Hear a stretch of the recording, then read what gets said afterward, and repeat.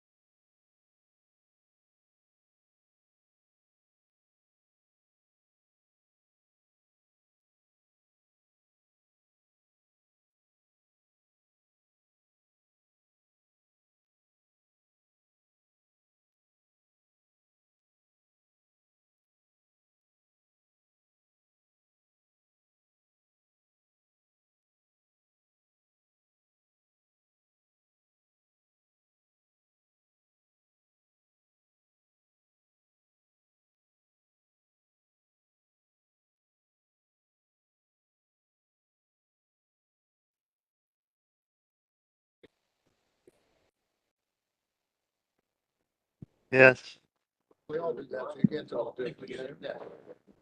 we do. All right, you ready? Yeah. All right, let's go. I'd like to call this meeting to order, a regular meeting of the Plan Commission on Monday, January 13th at 6:30 PM in the Germantown Village Hall Boardroom, and also can be accessed via WebEx. This meeting has been given public notice in accordance with sections 19.83 and 19.84 of the Wisconsin statutes in such form that will apprise the general public and news media of subject matter that is intended for consideration and action. Roll call shows all Plan Commissioner members present. Next item on the agenda is approval of minutes. Starting with item A, approving the Plan Commission minutes from the December 9th, 2024 meeting. Make a motion to approve as presented. Second? Motion made and seconded. Is there any discussion on the motion to approve the minutes? No discussion? All those in favor, please say aye. Aye. Opposed? None opposed. Motion carries. Next item is unfinished business, starting with unfinished business, item A. The Village of Germantown Community Development Department proposed text amendments to section 14 of the Building Code, section 17 of the Zoning Code, and section 18 Subdivision and Plating Code of the Village of Germantown Municipal Code, which was tabled from the December 9th, 2024 public hearing on tonight's agenda for public hearing and action. To give us some more information background on this unfinished business item, we'll turn the meeting over to our Community Development Director, Jeff Retzloff. Thank you, Mr. President. For our, what would have been the last round of code amendments for 2024, what is now the first round of code amendments for 2025, I'd like to go through a series of amendments that are proposed by staff to various provisions in the municipal code, including zoning, subdivision plating, and the building code. The amendments include, in some cases, updates, clarifications based on previous actions of the Plan Commission, Board of Appeals, and reflecting current procedures that we follow. Amendment number 1 to section 14.05 of the Building Code updates certain Wisconsin administrative code references. It adds a notice to building permit applicants that advises them about their responsibility to comply with wetland, floodplain, and other environmental code requirements, and also advises applicants may be required to provide a wetland delineation or other environmental feature surveys as part of their application. Amendment number 2 codifies, also to the building code, codifies current building inspection procedures regarding the issuance of temporary occupancy permits. Amendment number 3, also to the building code, codifies current building inspection procedures regarding potential as-built survey requirements to certify code compliance if construction is at or near the prescribed building envelope limits, in this case for minimum building setbacks and maximum building height. Amendment number 4 is to section 17.112 of the zoning code. It moves wind and solar energy conversion land uses from the permitted to the conditional use category. We've discussed this in recent months, particularly with regard to the solar farm proposal. Due to Wisconsin statutes 660401 that severely limit the village's ability to regulate wind and solar energy facilities, this amendment only affects what applications are required for a wind or solar energy conversion system proposal, a CUP versus a site plan, and how we actually process those applications. With this amendment, both Plan Commission and Village Board review is a requirement versus under the site plan process that we followed for the solar farm project we heard last year, only required Plan Commission review under the site plan and application procedures. This amendment effectively adds a public hearing requirement to the review process. Amendment number 5, also to the zoning code, clarifies how accessory buildings in the A1 zoning district can be used and when they can be constructed. Amendment number 6, zoning code deletes yards and structures for the temporary storage or holding of animals not for slaughter from the list of conditional uses allowed in the M1 Limited Industrial District. Amendment number 7 clarifies what conditional uses are included in the solid waste, landfill, transfer station, and other waste disposal and recovery use categories in the M2 General Industrial District.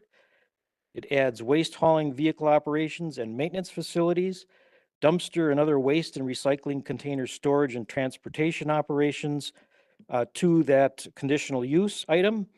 This amendment is consistent with the action taken last November when the Plan Commission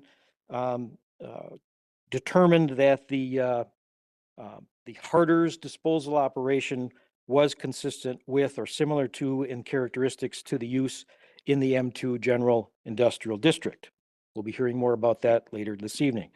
This amendment eliminates the need to process these uses as unclassified uses under section 17.07 of the zoning code.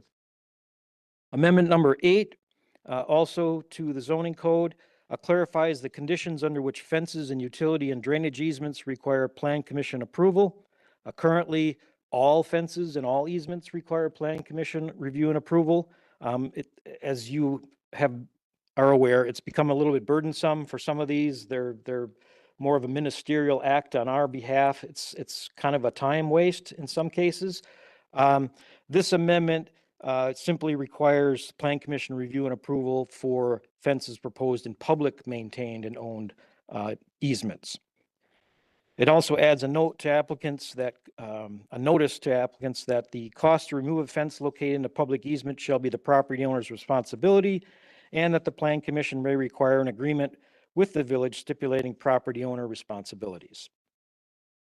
Amendment number 9 deletes language regarding fences in agricultural districts.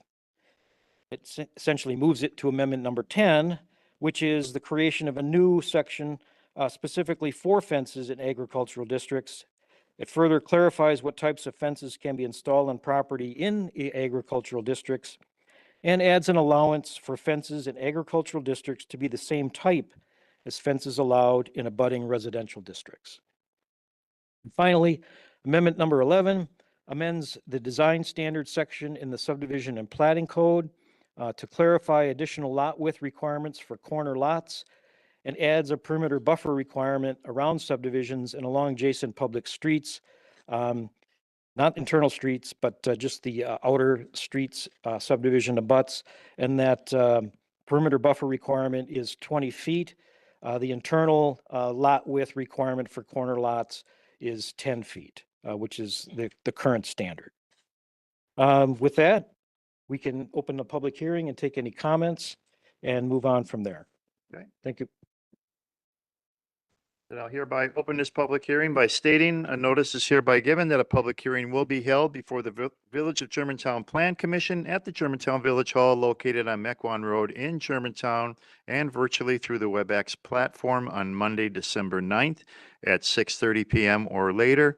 The purpose of said hearing is to hear any and all parties, their attorneys or agents for or against the petition filed by the Village of Germantown Community Development Department for proposed text changes to Section 14 building, Section 17 zoning, and Section 18 subdivision and platting of the Village of Germantown Municipal Code.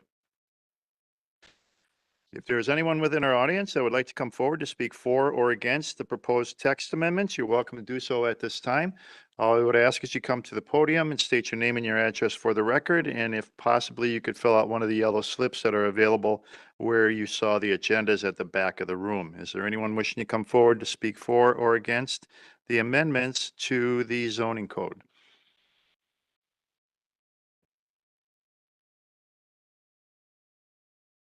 One more time, is there anyone that wishes to come forward to speak for or against the amendments listed for the Germantown zoning code? Sir? And push the button at the base of the microphone so that the light goes off. Thank you. Thank you. My name is Brian Randall. I'm an attorney with Amundsen Davis, 111 East Kilbourne Avenue in Milwaukee. I'm actually here on another agenda item representing Harder's. But I did want to speak to amendment number 7 in support. As I look at the packet, page 23 of the packet, it suggests some conditional use language under 17.34 sub 3C, which is the existing solid waste, the landfills conditional use in M2 zoning. I think that's a good clarification and add-on, the highlighted text and the strikeouts that are showing in that packet. What my suggestion, and I'll speak at length on the Harder's proposal and what a waste hauling vehicle operations and maintenance facility and dumpster and truck storage use might be under our agenda item.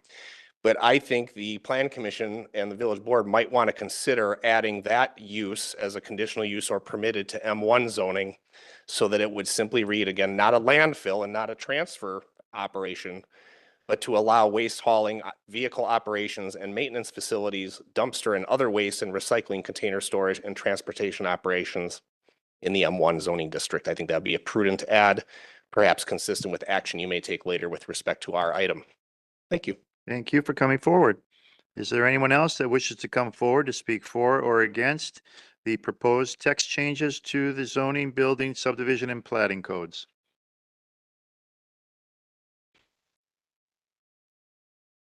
Melanie Smythe, N140, N140, W17938 Cedar Lane.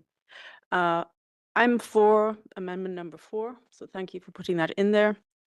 I'm for number 7, the way it's written. I disagree with the gentleman who spoke before, and I just want to reiterate my understanding of a conditional use permit is that you have the ability to say yes or no to any use as a condition of that. So you can also say no with the conditional use. So thank you. I think that the way it's written, both of those, number 4 and number 7, are fine. Thank you. Thank you for coming forward. Is there anyone else that wishes to come forward at this time to speak for or against the proposed text amendments to the section 14, section 17, or section 18 of the Germantown Municipal Code? Anyone else? Okay, then this public hearing is now closed. Commissioners, I will make a motion to approve the code amendments as presented in their entirety. Amendments 1 through 11. Second. motion made and seconded. Any discussion on the motion to amend? No discussion? All those in favor, please say aye. Aye. Opposed? None opposed. Motion carries. Next item under unfinished business is item B, Harder's Lakeside Disposal, Agent for Lakeside Property Management and Skyline Development Corp., property owner of 12.7 acre parcel on the northeast corner of the Fond du Lac Avenue at Spot and Court intersection, a rezoning application from the M1 Limited Industrial to the M2 General Industrial Zoning District, and a conditional use permit application for a new solid waste disposal, collection, and transportation operations business. This is the second public hearing in action and possible reconsideration of previous recommendation, and the item has been referred back to the Plan Commission from the Village Board. Give us more information, background on this unfinished item. Again, we'll turn our meeting over to our Community Development Director, Jeff Retzlaff. Thank you, Mr. President. A little background. Back on November 11th, the Plan Commission determined that the unclassified use proposed by Harder's was similar in character to the waste management truck maintenance facility that Waste Management operates on County Line Road, and the landfill solid waste and other waste disposal and recovery uses category for conditional uses listed under section 17.34 of the M2 General Zoning District Regulations. And further recommended to the Village Board that the rezoning and conditional use permit applications submitted not be approved. On December 2nd, the Village Board received the staff presentation and Plan Commission recommendation on the Harder's proposal, and then referred both the zoning and conditional use permit applications back to the Plan Commission after Harder's attorney requested time to further review the proposal with staff and possibly refine their operations plan. No discussion of the proposal or specific direction was given to the Plan Commission by the village board in referring it back. In anticipation of it receiving additional information, staff posted the item for tonight as to include a public hearing. Again, expecting some additional information that should be subject to that public hearing, and that's where we're at this evening. Since then, on December 23rd, additional and revised information received from the applicant, or was received from the applicant, including a revised site plan series for the 3 phases and a revised project narrative. On January 8th, staff and the applicant met to discuss the revised information and the overall proposal. On January 9th, additional and revised information was received from the applicant, including revised site plans, a project narrative, a sightline study, and a sound analysis results, all of which are going to be presented this evening. On January 10th, the Plan Commission packets and the agenda for this evening's meeting were sent out. The staff recommendation and report is essentially the same. There was some updates to reflect some of the revised information that had been received, but the recommendation was not revised based on any new information that was submitted. This afternoon, we received a slide presentation with that additional information that the applicant is going to be going through a little bit later this evening. As far as tonight's action and what needs to happen, my recommendation is that you receive the updated staff presentation. I'm in the midst of that as we speak. Further, receive the applicant presentation of their new and revised information. That'll be about halfway point in the presentation, and then open the public hearing and receive comments from those individuals who attended this evening.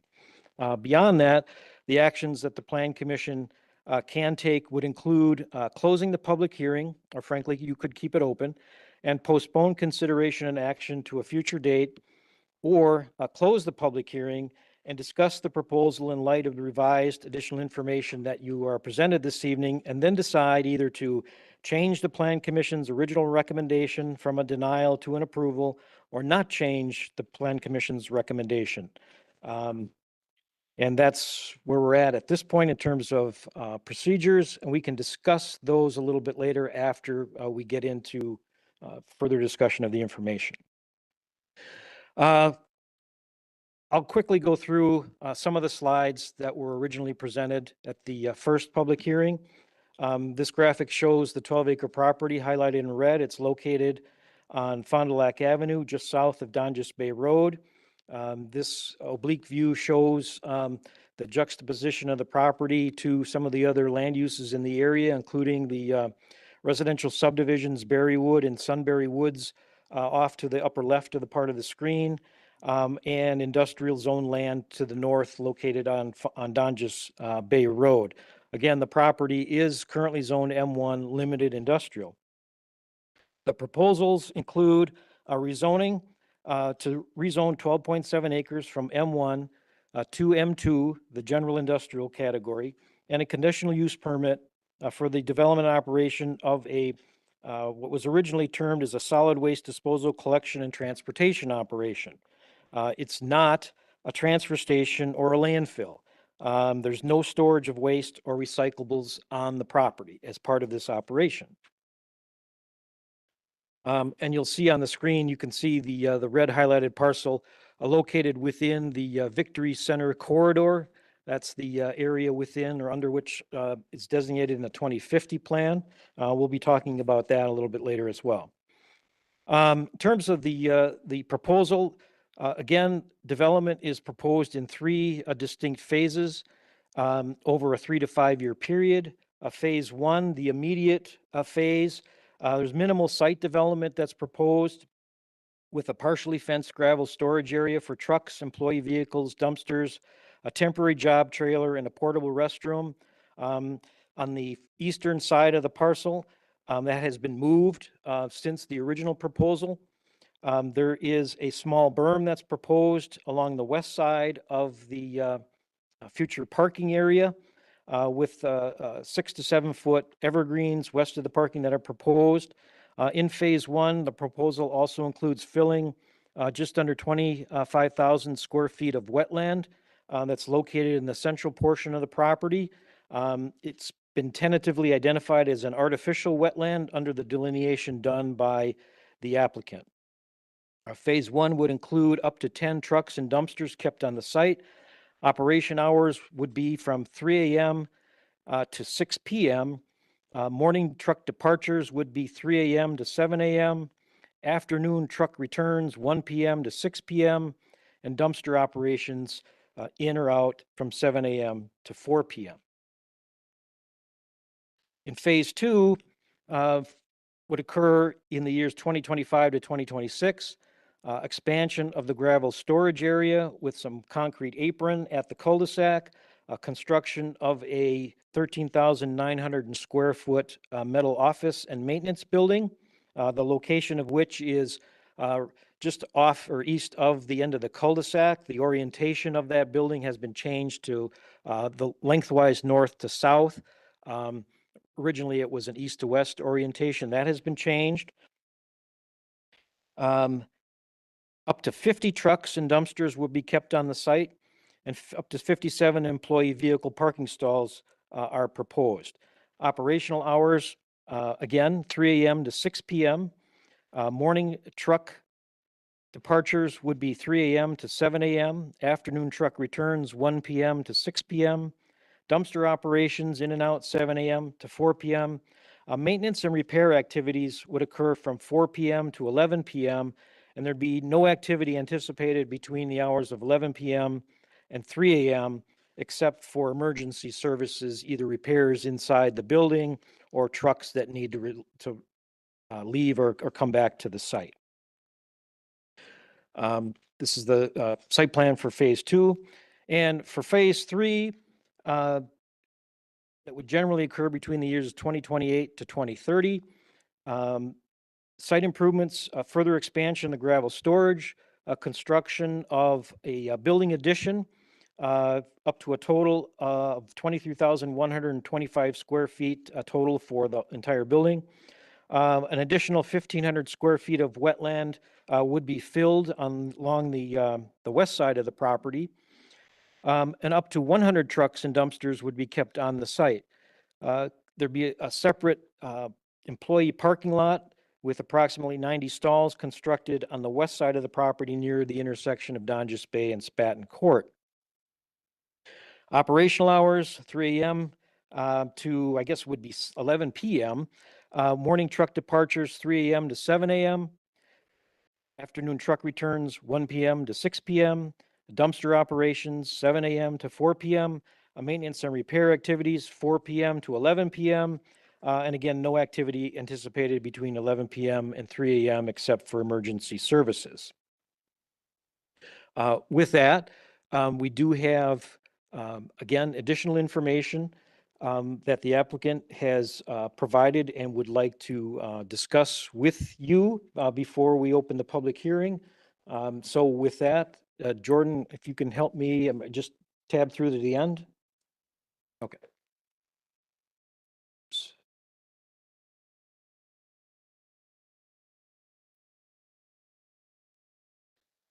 Okay. I would ask Mike Toon and or Brian Randall, both if you want, to come forward at the podium and to give your presentation.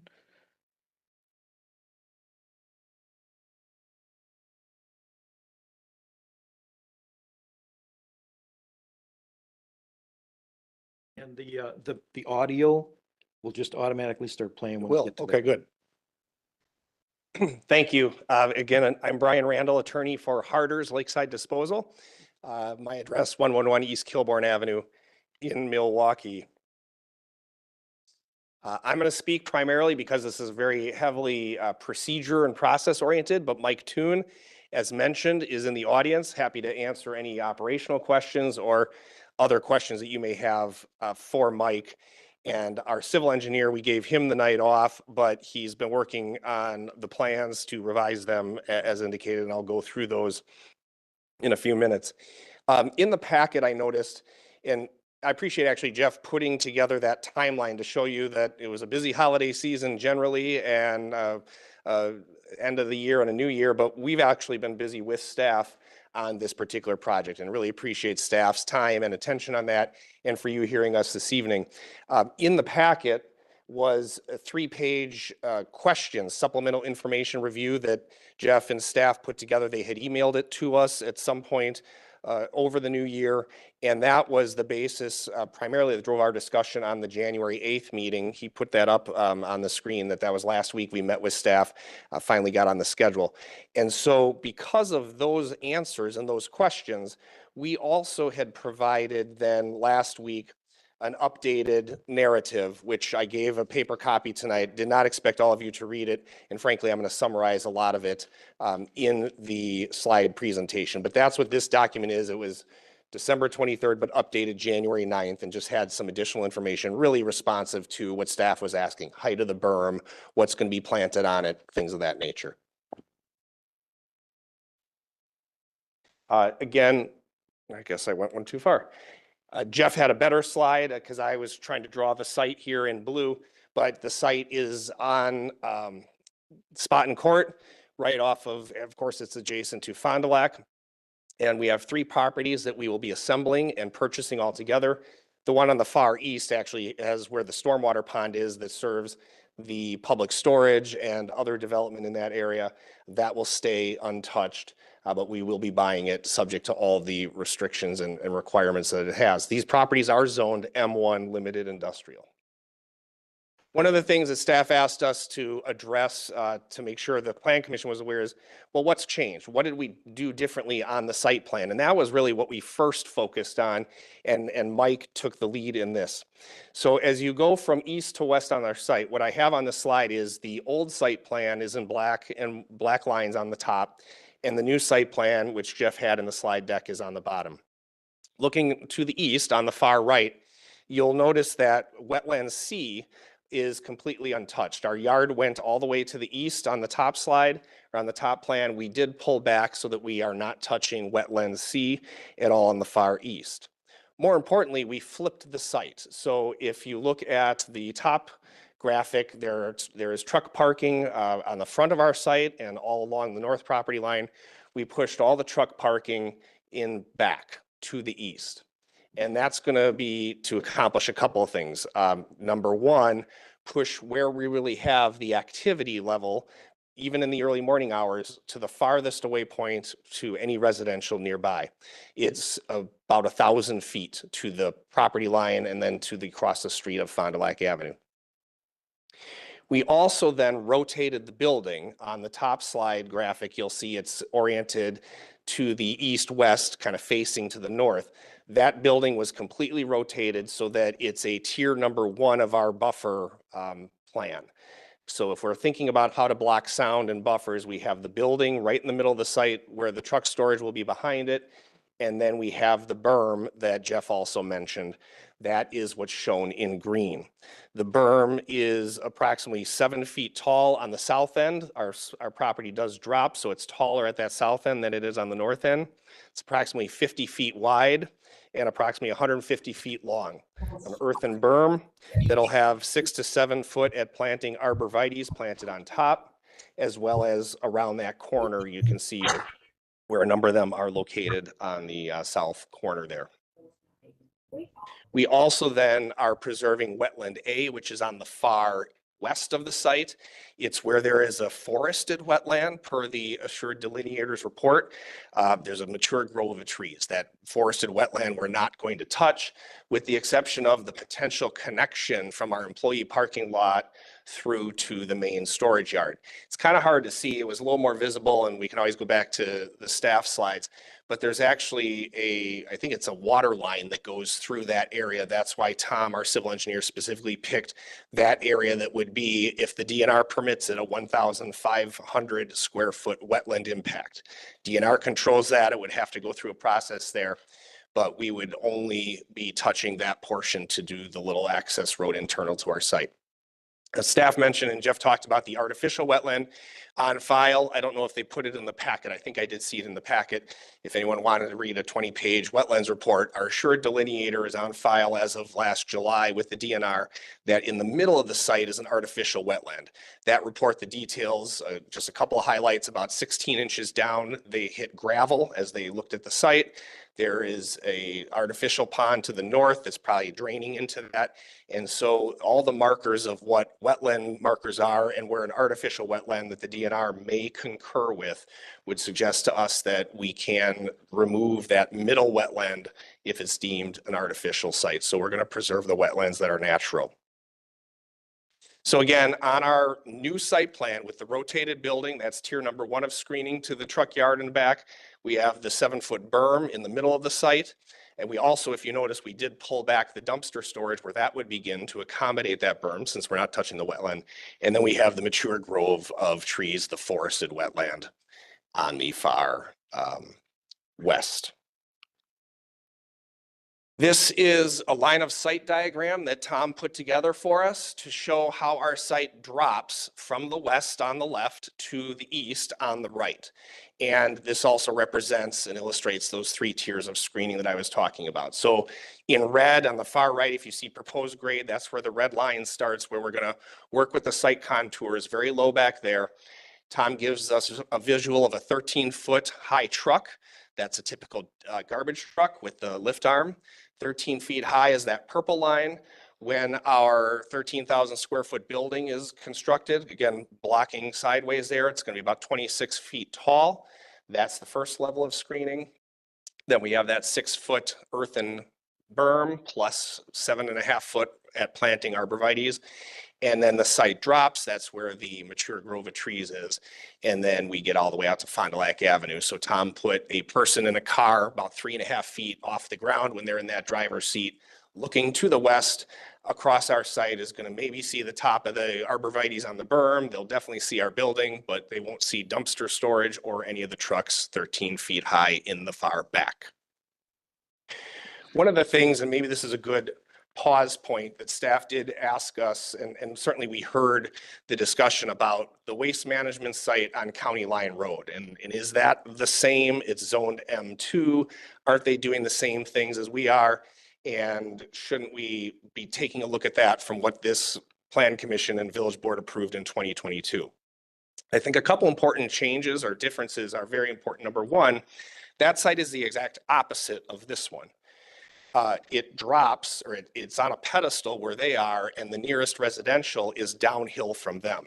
So in the packet from the village board meeting when the conditional use permit was approved, June 1 of 2020, on page 38, it shows the contour lines in the grading plan, and the residential neighbor to that would be to the west, is at a 770-foot elevation, and waste management is at 782 to 790. So they're up on a pedestal, and the landscape plan on page 60 of that packet shows that they did put 13 3-inch caliper Fraser firs on that corner.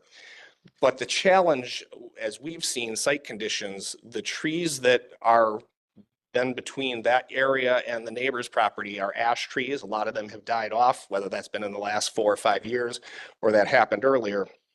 There is not the level of screening that, and I apologize if I somehow clicked backwards.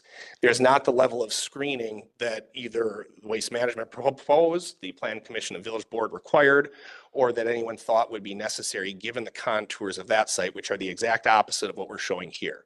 Again, our operations are down low, buffered by the 3 tiers of screening as compared to Waste Management. Not to mention Waste Management, I think, was finally approved at a 29,000 square foot building. After our final phase will be at about 22,000 square foot as a building, and they have a 44-acre site, and we're at 12. So just the pure numbers of their operations, the metrics are much larger than what we're proposing. And again, the site conditions are key. So let's talk sound.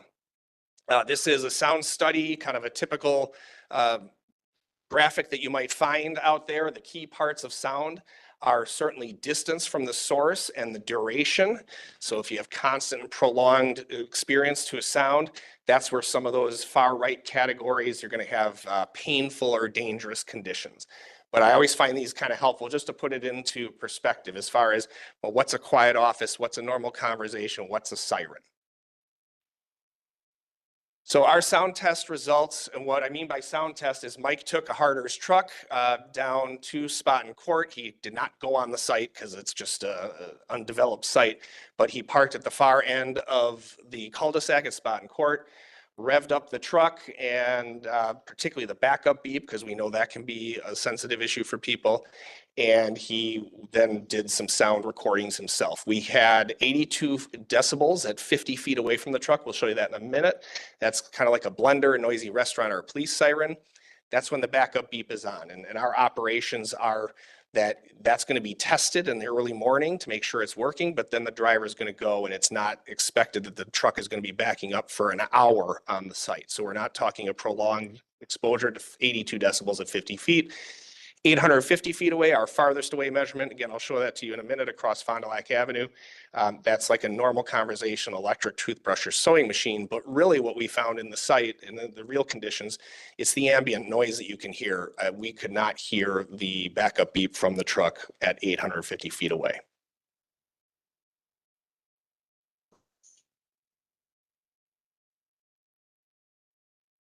So I think when Jeff connects it, what we'll do and show you is the 50-foot away measurement. So this is Mike standing behind a truck with that backup beep fired up.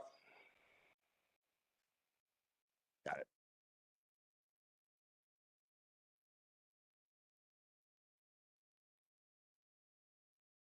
I'll hit forward. So the upper left number is showing the various numbers. Obviously, it's loudest when you hear the beep, then it's quieter when you're not. And so in the upper right corner, it shows the average of that episode was 82. So that's the blender, noisy restaurant, police siren. This is smack dab in the middle of Spartan Court. That's what the graphic on the left is to show where 50 feet is. So now I know how to do that. I'll hit forward again. This will be 100 feet, or excuse me, 150 feet. So kind of toward the throat of Spartan Court at the cul-de-sac.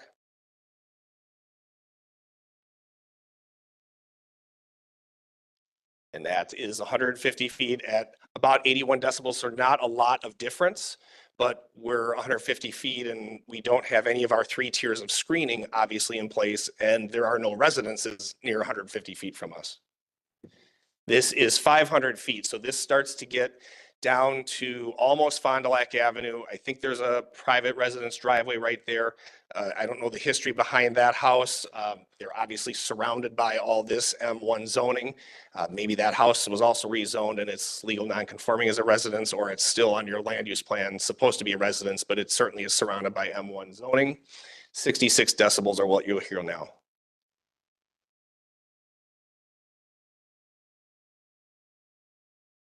So again, you can't even see the truck from here. We don't have any of our screening in place. And finally, across Fond du Lac Avenue, I think this is next to the other truck maintenance place. And so where residential properties are nearby, we're going to hit 64 decibels. And I know this is hard because this is just an audio here, but we file this with staff and people can crank it up all they want. But really, you can only hear Fond du Lac Avenue ambient noise.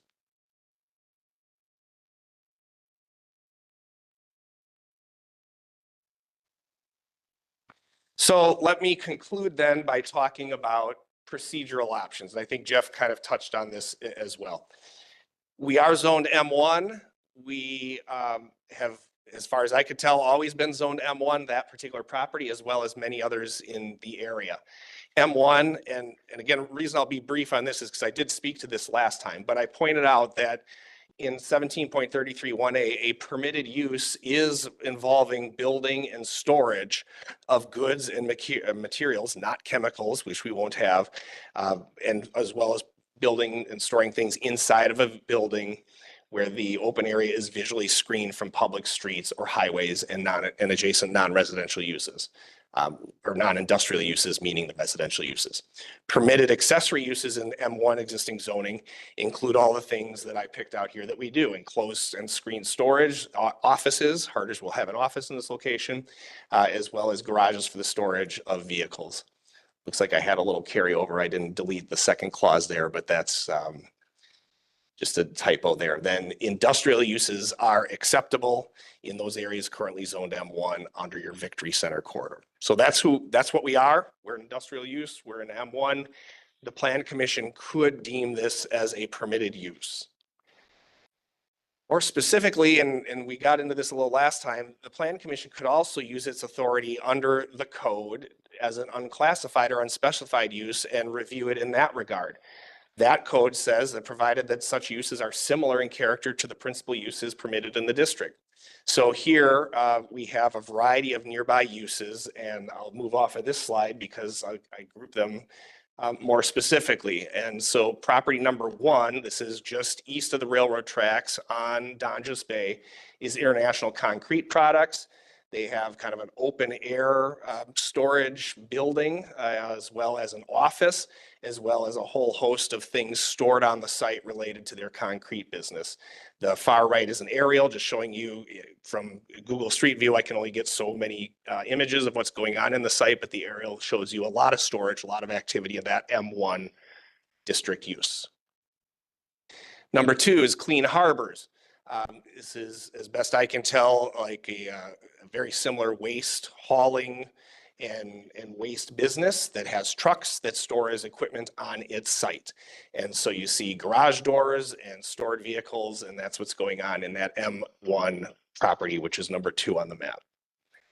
GFL and Fisher Truck I kept together because it's really not too clear where one begins and the other ends. I think Fisher is all the kind of the sand looking or the brown gravelly area. And so it wraps around GFL, but GFL is definitely that building that's at the front. In the left, or excuse me, on the bottom graphic in the left, you can see a dumpster on the front yard. You can see a GFL green truck and a pink truck. And then the aerial overhead shows trucks stored all over the place because Fisher Trucks repairs them and GFL stores and does maintenance there as well as their dumpsters. M1 zoning in our neighborhood, right around the corner. And then across the street, we have Waste Management, which is a transfer station. And I almost don't want to say the words transfer station or landfill because we are not doing that. But that big building with the open garage doors to the north, that's where the big piles of recyclables and whatever else they're transferring and offloading, that's going on inside that building at that large Waste Management M1 zone site. And then on the bottom, you see a lot of Donjas Bay visible stuff stored at the warehouse equipment business. Our site, by contrast, will have our 3 levels of screening. It'll have the operations on the truck repair inside, and everything will be to the far back of our site. So unlike these sites where you're seeing fencing and trucks and everything right up along the road, we're 500 feet where you get to our berm, tucked in the back of our site. Option number 3 is rezoning us to M2 as a landfill, or perhaps, as you've now recommended, updating the code to add as a conditional use. And that really brings us back to the comparison to the Waste Management site, which operationally, which functionally, and as it is really quite different than we are. So I did this slide before really looking into your packet to understand it could be a conditional use under M2. Whether that's truly necessary, it'd be about a 5-point process where we go with your recommendation and then the village board and then conditions. I'm very confident we could find conditions that would work for approval. I just think that the whole process could be collapsed into one of those earlier options where the conditions, the details that we're talking about could be appropriately put into our plan because we still have to come before you with the site and building plan and the final approvals. But that's what option 3, the rezoning, would look like. And we would certainly go through that conditional use process. So we stand ready and willing to invest in the village. Mike's need hasn't changed. He's trying to grow the business. In a way, the number of trucks on this site won't decrease the number of trucks at other locations, but the waste hauling business is finite to a certain degree. So it's not suddenly going to multiply a use or create that many more trips on the roads. It probably what we will be adding might take away from others, but those others are certainly all around, and those M1 zoning district uses are right next door. Mike, anything to add as far as operations? We talked about that before, but we'd be happy to do it. Jeff did a good job summarizing it, but we're really here just to present our updated plan, which we think responds to the issues that we heard, and we look forward to investing in Germantown. Thank you. Thank you.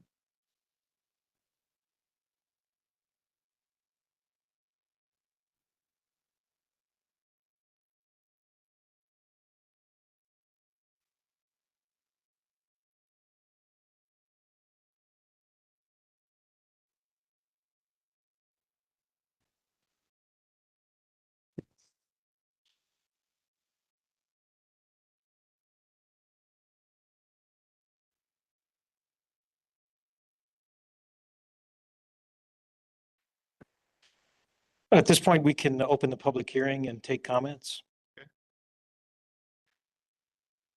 And we'll open this public hearing by stating a notice is hereby given that a public hearing will be held before the Village of Germantown Plan Commission at the Germantown Village Hall located on Mequon Road in Germantown, and also can be accessed virtually through WebEx on Monday, January 13th at 6:30 PM or later.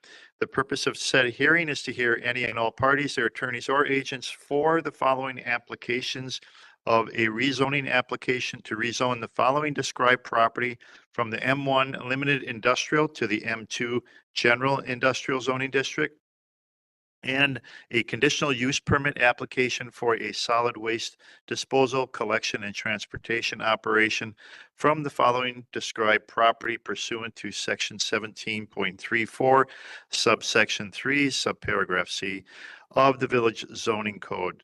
The applicant is Harder's Lakeside Disposal, agent for Skyline Development Corp. Property owner, and the property is located on the corner of Fond du Lac Avenue and Sponton Court.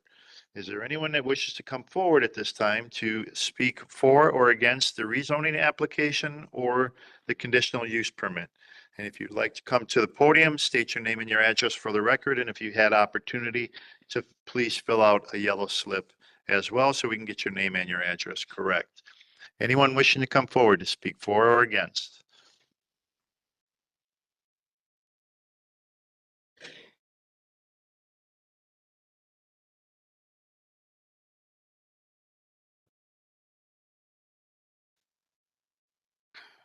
Okay, Eleni Smythe, N140W17938 Cedar Lane.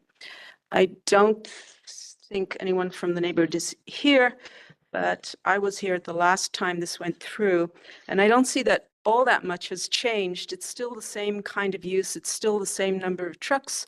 They will make noise.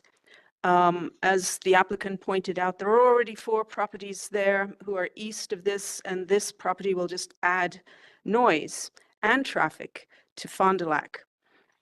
So there's 20 hours of beeping. There's 120 trucks or so, 90 employees, vehicles once phase 3 goes through. The dumpsters seem to be pointing towards the residential, which means if trucks are picking them up, they have to back into them, I think, maybe. I'm not sure. So that's beeping pointing towards the residences. It'll go over that berm. Concrete slabs are generally quieter than trucking.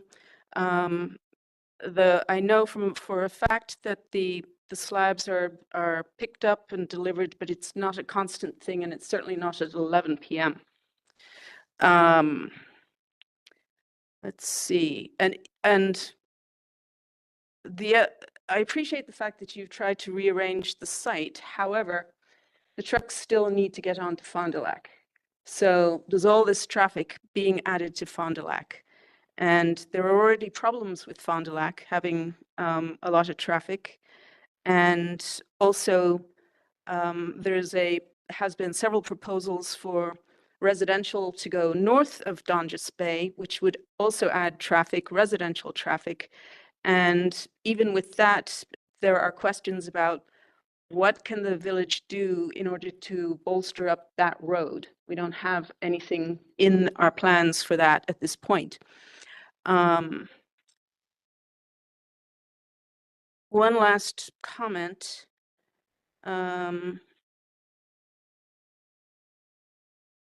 Is that recently a business called Green Hills, which was in one of the other industrial parks, was made go through an awful lot of, let's say, preparation to capture any potential spills. With that number of trucks and the fact that there is a vehicle maintenance yard and you are near waterways, which are not necessarily protected, I don't think that adding a kind of a high vehicle density maintenance process and property there is a good idea. So my option number 4 is to keep this property as an M1 property. Thank you. Thank you for coming forward.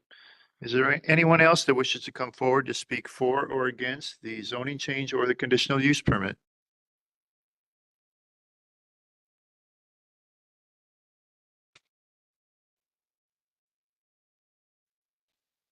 Doug Lohman, W180N9881 Rivers Bend Circle West.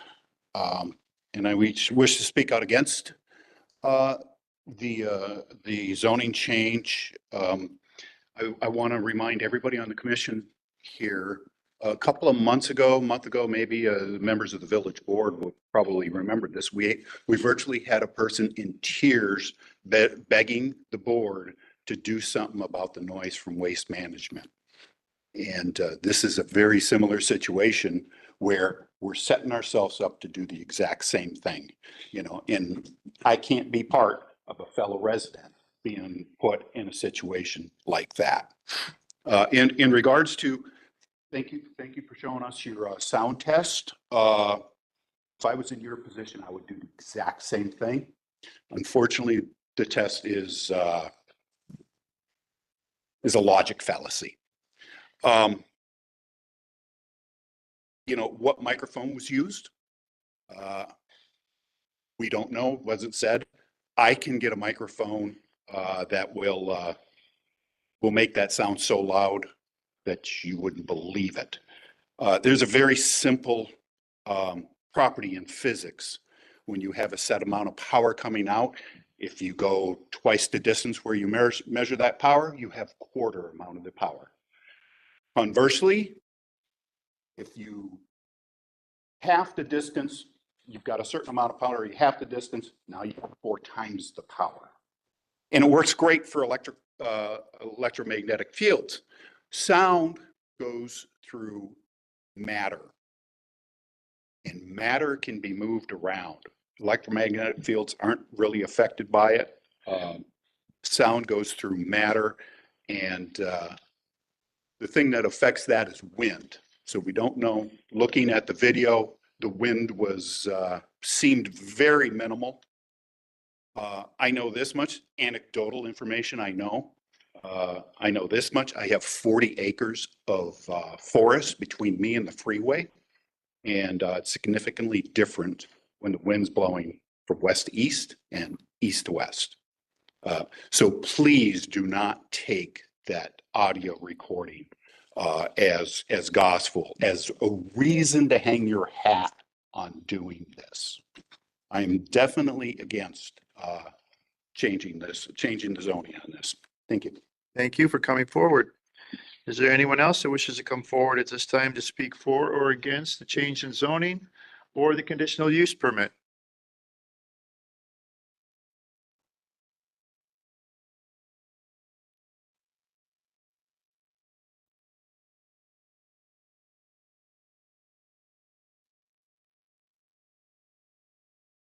Yes, sir. Scott Sonella here, West 202, North 10110 Lannon Road. That's where I live now, right? In regards to backup alarms, he showed you one backup alarm. There's 100 trucks there. At 3 a.m., 25 or 30 of them will be backing up at the same time. Tell me what that noise is. That's what I want to hear. Okay. And the other thing is garbage trucks. In the morning, I drive eastbound on County Line Road. I pass all the waste management trucks, all the roll-off trucks. They do not secure the boxes down. Every bump in the road is a big bang. It's annoying. I can hear it in the truck. So that would be something I would like to see addressed, that they'll tie their boxes down. The other thing is the amount of When you take a garbage truck and make it a front packer, you get 20,000 to 25, 30,000 pounds on the front tires. They chew up the roads. Is this company willing to say, okay, we're going to give you X number of dollars a year for road repair? You know, it doesn't sound like it's a big deal, but I don't know. Do you drive around here? I do. So, that's all I got to say. Thank you for coming forward. Is there anyone else that wishes to come forward at this time to speak for or against the zoning change or the conditional use permit? Yes, sir.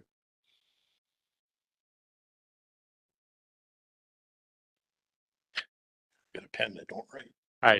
Hi, my name's John Figgy. I live at W140N 10323 Fond du Lac Avenue, which is almost directly across from the proposed site.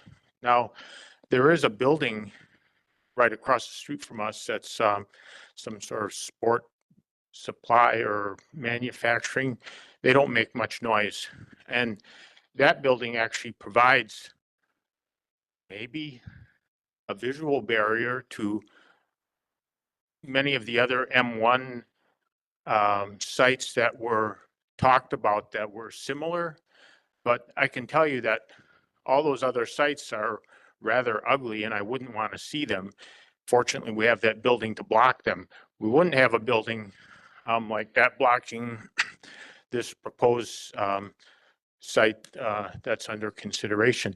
Also, I'd like to mention that we do hear noise from those other industries, that that place that does the concrete panels, and we hear the Fisher trucks in the Fisher facility. They make a lot of noise. And we hear those backup beepers even in the middle of the night. So I'm not sure about the noise levels that were presented. They talked about average noise levels, and wouldn't it be the peak level that we should be concerned about? I guess I'm not convinced that a backup beeper can go unnoticed at those distances. The other thing I want to mention is that there's a lot of properties that are residential that are right across the street from this place. And all those other similar businesses that were pointed out are much further away. There's a big buffer there.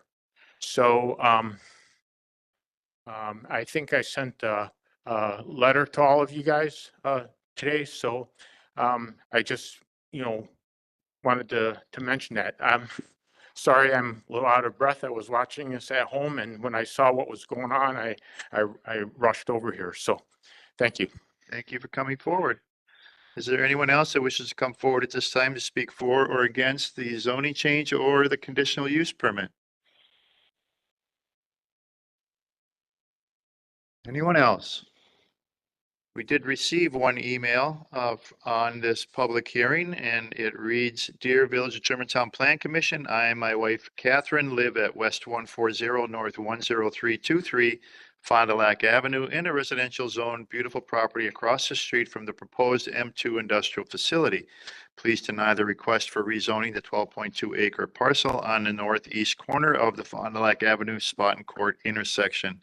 I request this denial for the following reasons. Number one, property mentioned is directly across the street, Fond du Lac Avenue, from an area zoned residential, including 4 residential properties along the west side of Fond du Lac Avenue. In addition, the property under consideration will be in the line of sight from some of the treetop subdivisions.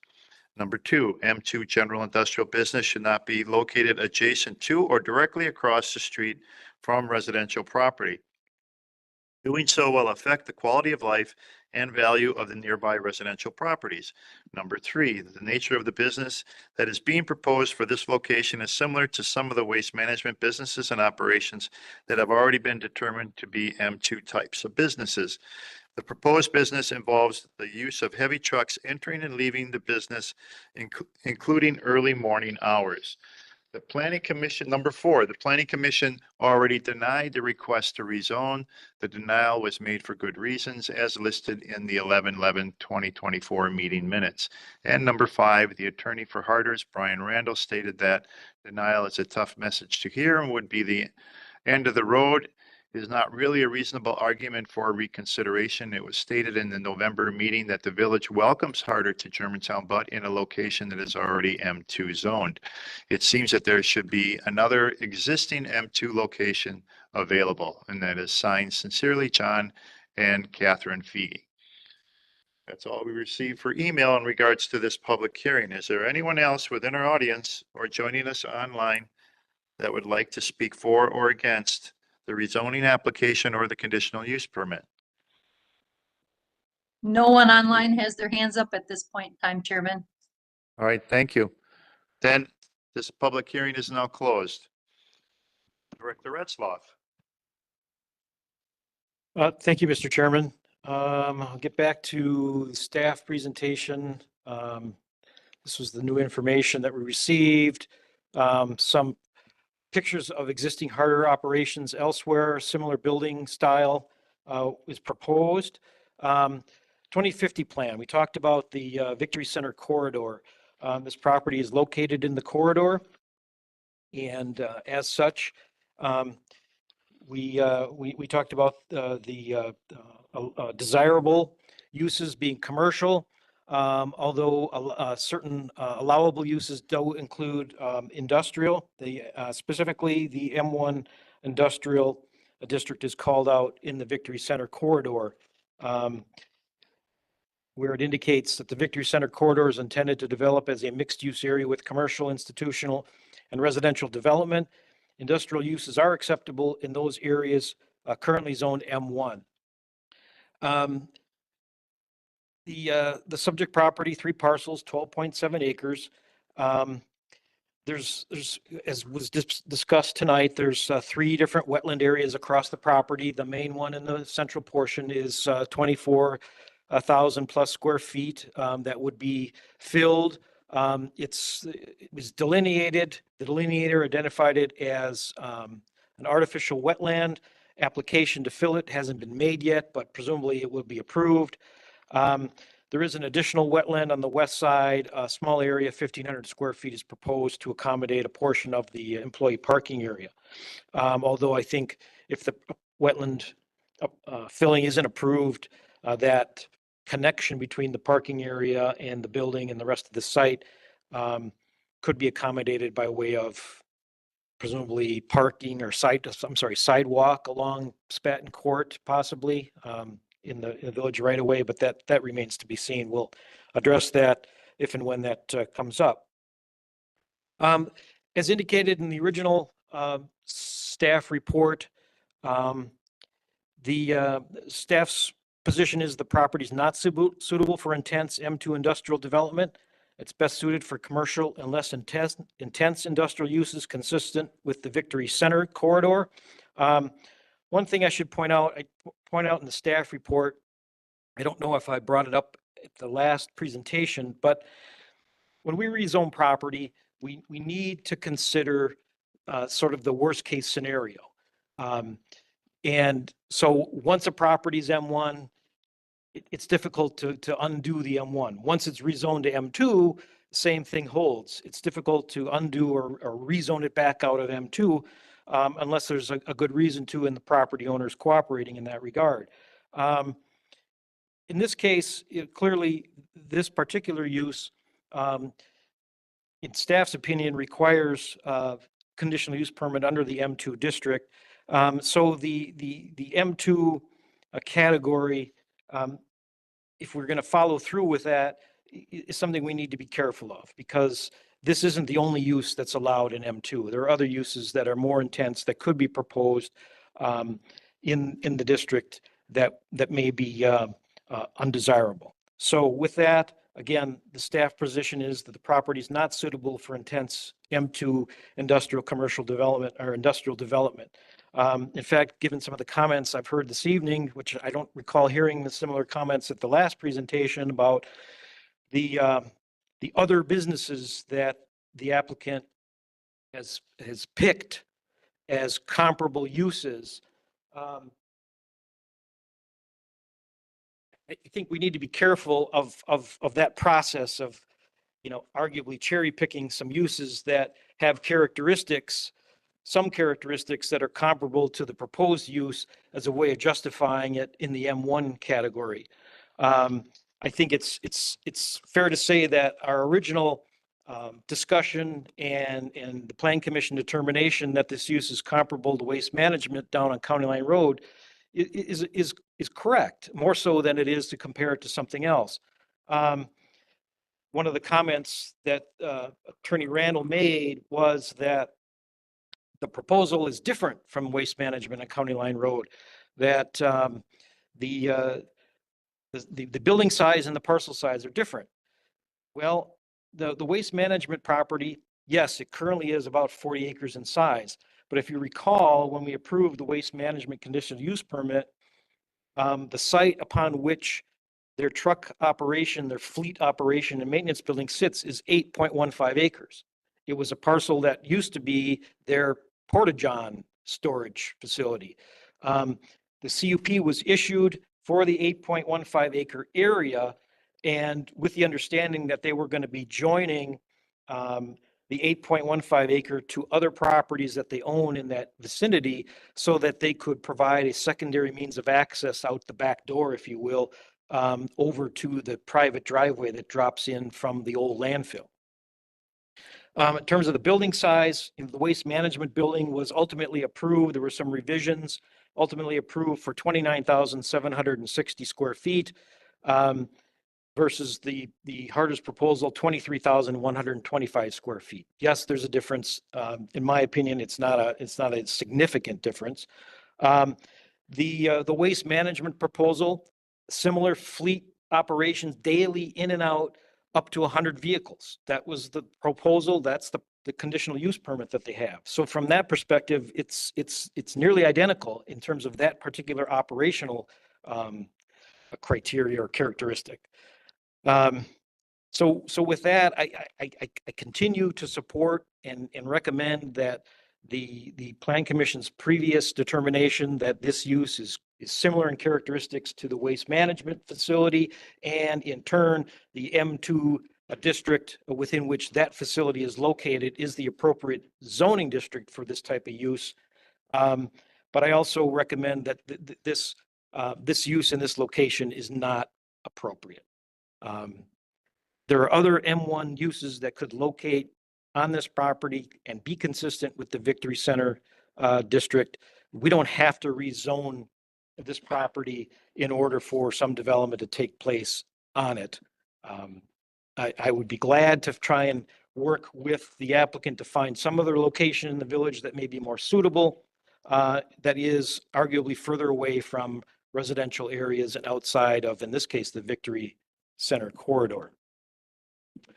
So with that, we can further discuss this as we go forward. If you're going to decide to close the public hearing, that's fine. We can do that and move forward. You need a motion to close the public hearing? I'll make a motion to close the public hearing.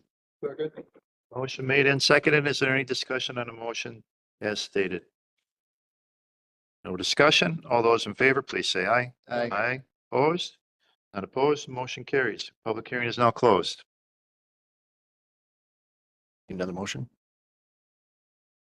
Well, as I laid out for Uh-huh. you in my staff report, the direction that I believe we should follow is to, now that you've closed the public hearing, to decide whether you want to postpone consideration and action on this item, or do you want to discuss it in light of the revised information that's been discussed this evening, and decide whether you want to change your recommendation or not? Do we need a motion on the table to discuss? There's three options for motions, is what you're saying. One could be to keep it as it is, correct? As it was originally stated, to deny. The other is to open it back up for, as stated on this agenda, of approval, because it can't be made in the negative, and go through the debate and discussion of the new information as presented. And then what's the third? I think those are it. Okay, those are the two. There is, in fairness, Attorney Randall brought up again this notion that, reviewing it under the unclassified provisions of the code, his argument is, no, their use isn't the same as waste management. It's more similar in characteristics to other uses, ICP, the concrete production facility, Clean Harbor trailer storage and maintenance operation, the GPL and Fisher Truck. Fisher Truck subleases a building from the GFL site, which is used for dumpster storage, and the waste management recyclables plant on Grant Avenue. Again, I would argue that all of those, they don't contain a daily fleet in and out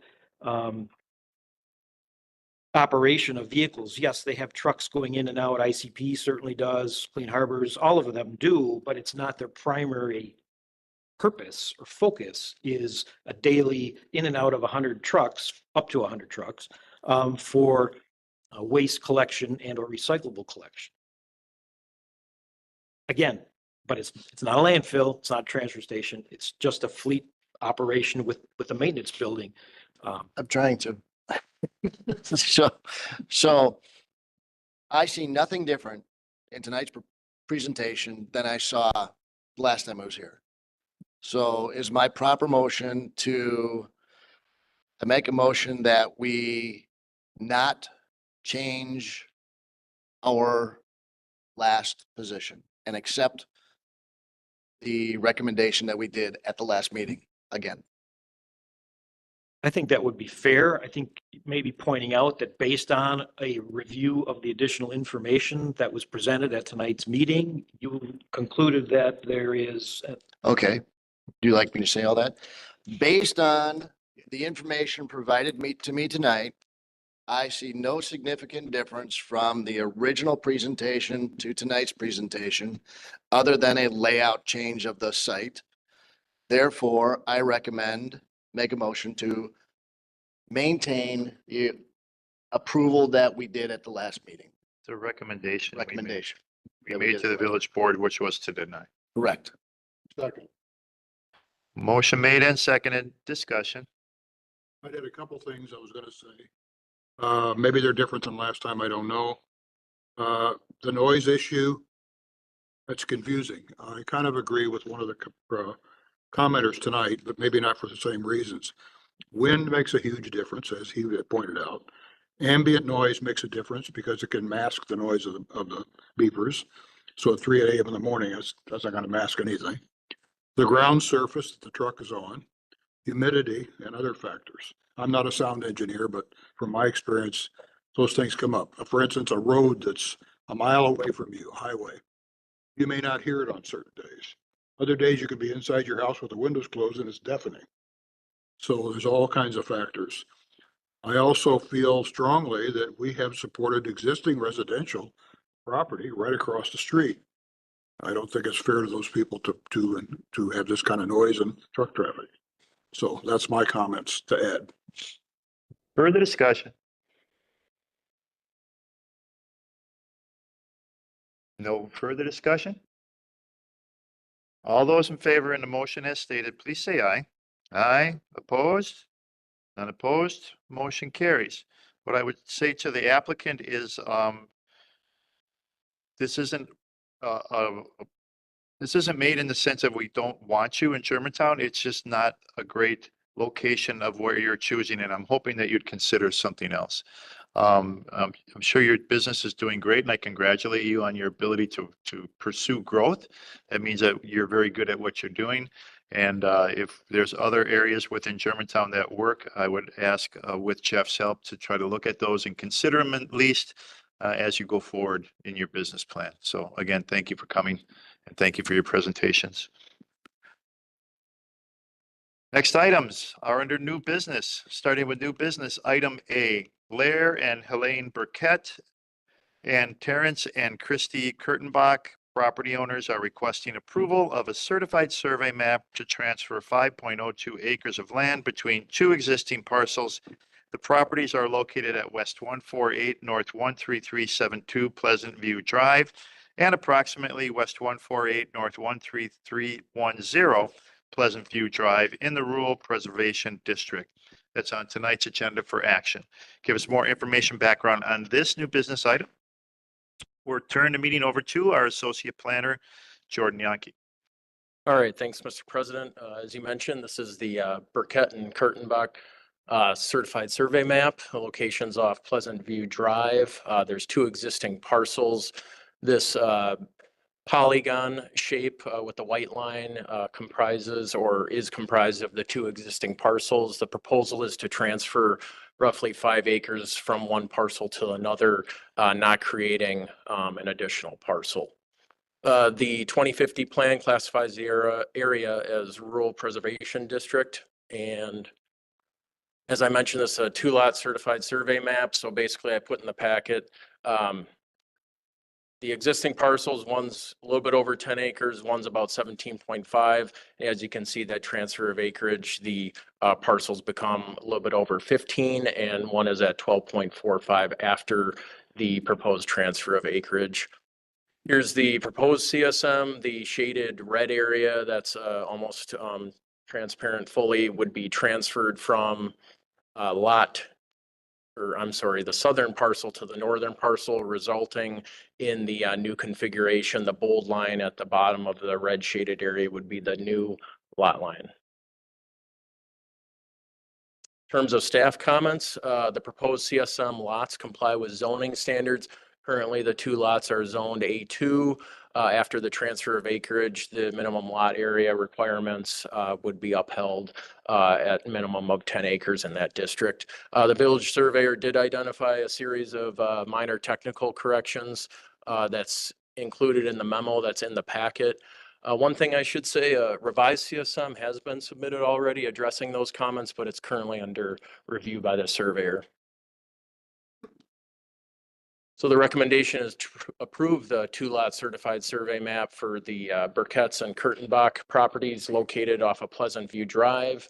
And it is subject per staff's recommendation to the one condition to fulfill those comments. Although, like I said, they've fulfilled many of them already, as I can see in the revised submittal. So with that, I can take questions. I don't know if the applicant is here. They may be, but that's all I have. Commissioners, I'll make a motion to approve the proposed 2-lot certified survey map as presented with the one condition. Second. motion made and seconded. Any discussion on a motion to approve?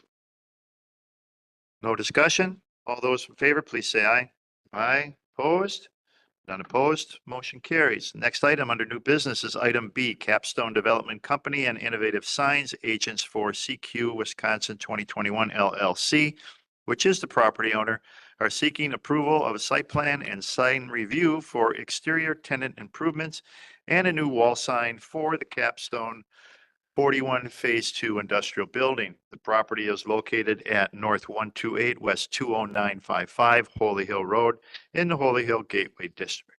On tonight's agenda for action, once again, give us more information on this new business item. We'll turn the meeting over to Mr. Yankee.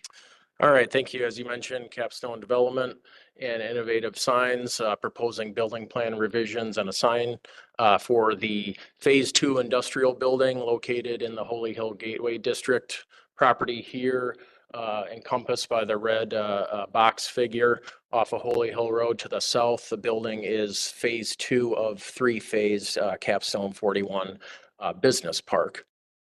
As you could see in the packet, a number of building revisions or exterior improvements associated with the building, mostly new HVAC units surrounded by a security fence, as you saw in the renderings, and we'll get to in a second.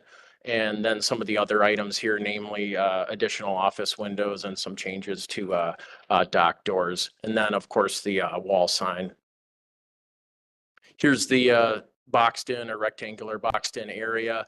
One thing I noted in the packet, actually, I'll get through a few renderings here first. So I should explain the right side of the image is the northern half of the building, and those improvements, which are similar to these, were approved in 2023 and implemented at the time. These follow suit to those, considering the tenant MGS wants to expand to the southern half of the building. So here's some more renderings.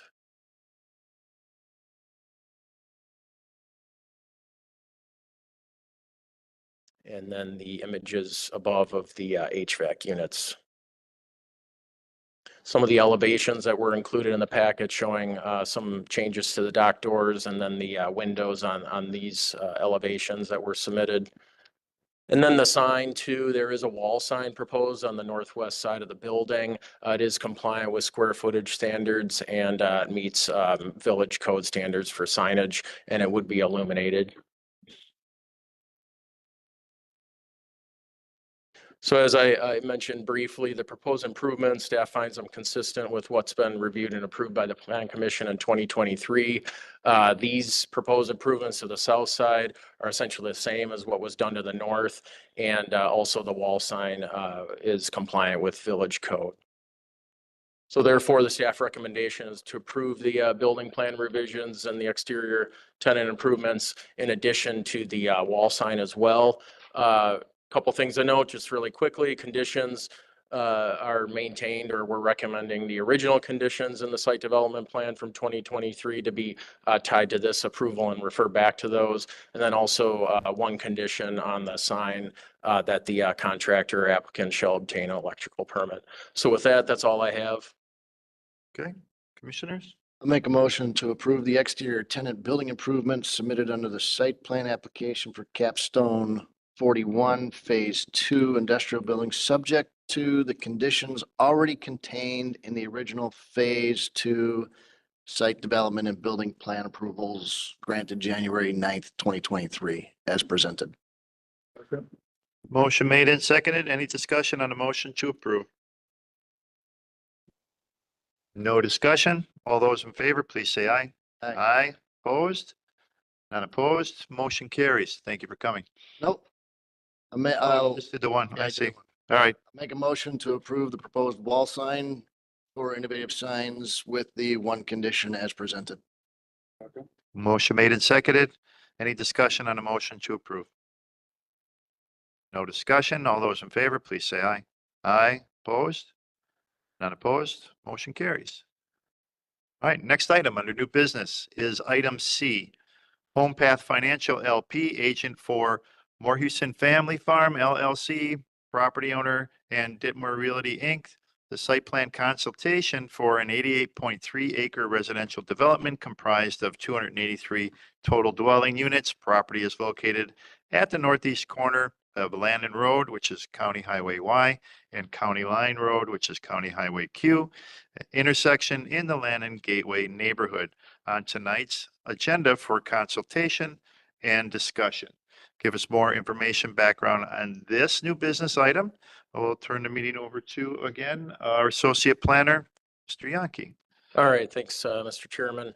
As you mentioned, Home Path Financial, agent for this project, has submitted a site plan consultation request for this 88.3 acre swath of property at the northeast corner of Landon Road, County Highway Y, and County Line Road, County Highway Q. The image of the property, the 88 acres, is shown on the screen. Here's another aerial overview. So some background, it's a family farm property, 88 acres, currently zoned A1 agricultural district. There was a development proposal in 2022 that was ultimately withdrawn. At the time, that proposal did include multifamily, about 320 units, and also industrial buildings as part of a proposed mini industrial park per se. Development at that time, though, was under the 2020 land use plan, which classified the site as commercial and industrial office. It is important to note that since that time, the village adopted the 2050 plan, which designates the site as the Landon Gateway neighborhood. Some proposal highlights, 283 overall dwelling units on the 88.3 acres. You have a rough, or actual a square footage per lot, unit average per the applicant's submittals, and an overall density of 3.2 dwelling units per acre, given the total units and the acreage of the site. There's a variety of housing types included, a number of flagship homes, pathway homes, which are single family, and then also row homes and attached villas. The units do include attached garages. And they're important to note 2 access points for the development, as you saw in the conceptual site plan, 2 from County Line Road that are proposed and 1 from Lannon Road. Just a couple more highlights. Open space proposed at 32% per their plan. And there are certain number of landscape buffers that they're planning for, and a centrally located park within the middle of the development that of course will unfold further pending what's discussed tonight. And then on-site detention areas are also proposed serving the development. Here's the site plan. It was also included in the packet.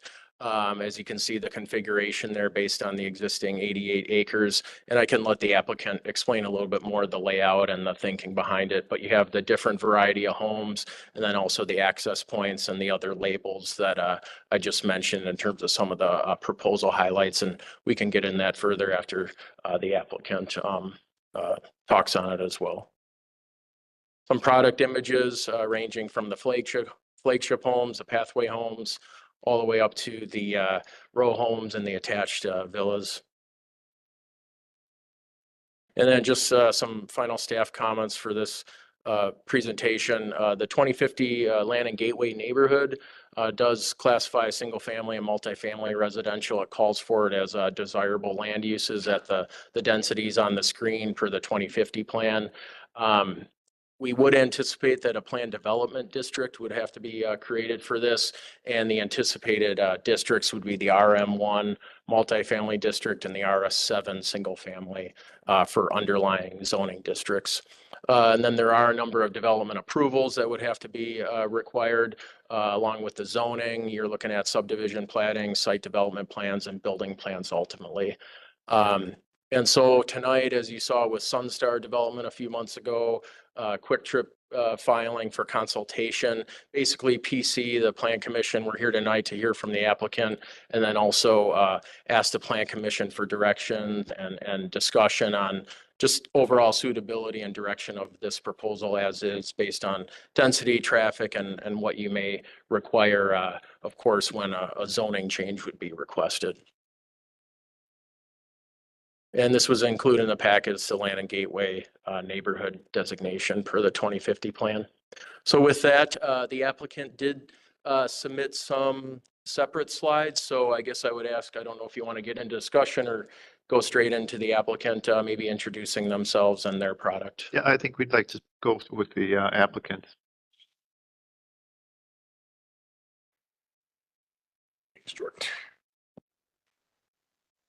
Starts on that. All right. Thank you, Jordan. Good evening. My name is Ken Frank. I am Director of Acquisition and Development for HomePath Financial. We are the contract purchaser of this property. I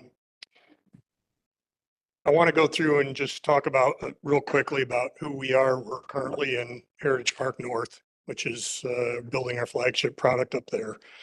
So we are familiar with Germantown. We've been here for about 2 years. This is a privately owned company. We've been in business in Wisconsin for 30 years. A number of divisions, Mark Winter Homes up north. We got HomePath Remodeling, Property Management Company, Window and Door Company. This particular proposal is being brought through Stepping Stone Homes, which is our home building division. We will be building, as of now, we will be building all of the units out there. We don't anticipate selling off lots, but that may change depending on market conditions. Few milestones with the company. 2004, they expanded with group of investors. 2007, expanded into Texas. 2014, moved the home office back to Milwaukee, created home building division in 17, land development we started doing in 2018, and windows and doors 19 and 24. We're expanding into Arizona, so we have some projects in Arizona. Currently, we have 24 communities in Wisconsin, focused mainly on residential, single-family detached, single-family build-to-rents, duplexes, condos, and multifamily units, primarily 4 and 8 unit buildings. We try to limit size of the buildings to 8 units. We also have a portfolio of 600 rental units around the Wisconsin market. So this is just a list of the communities that we're currently in. I think you guys have these slides in a packet as part of your staff packet.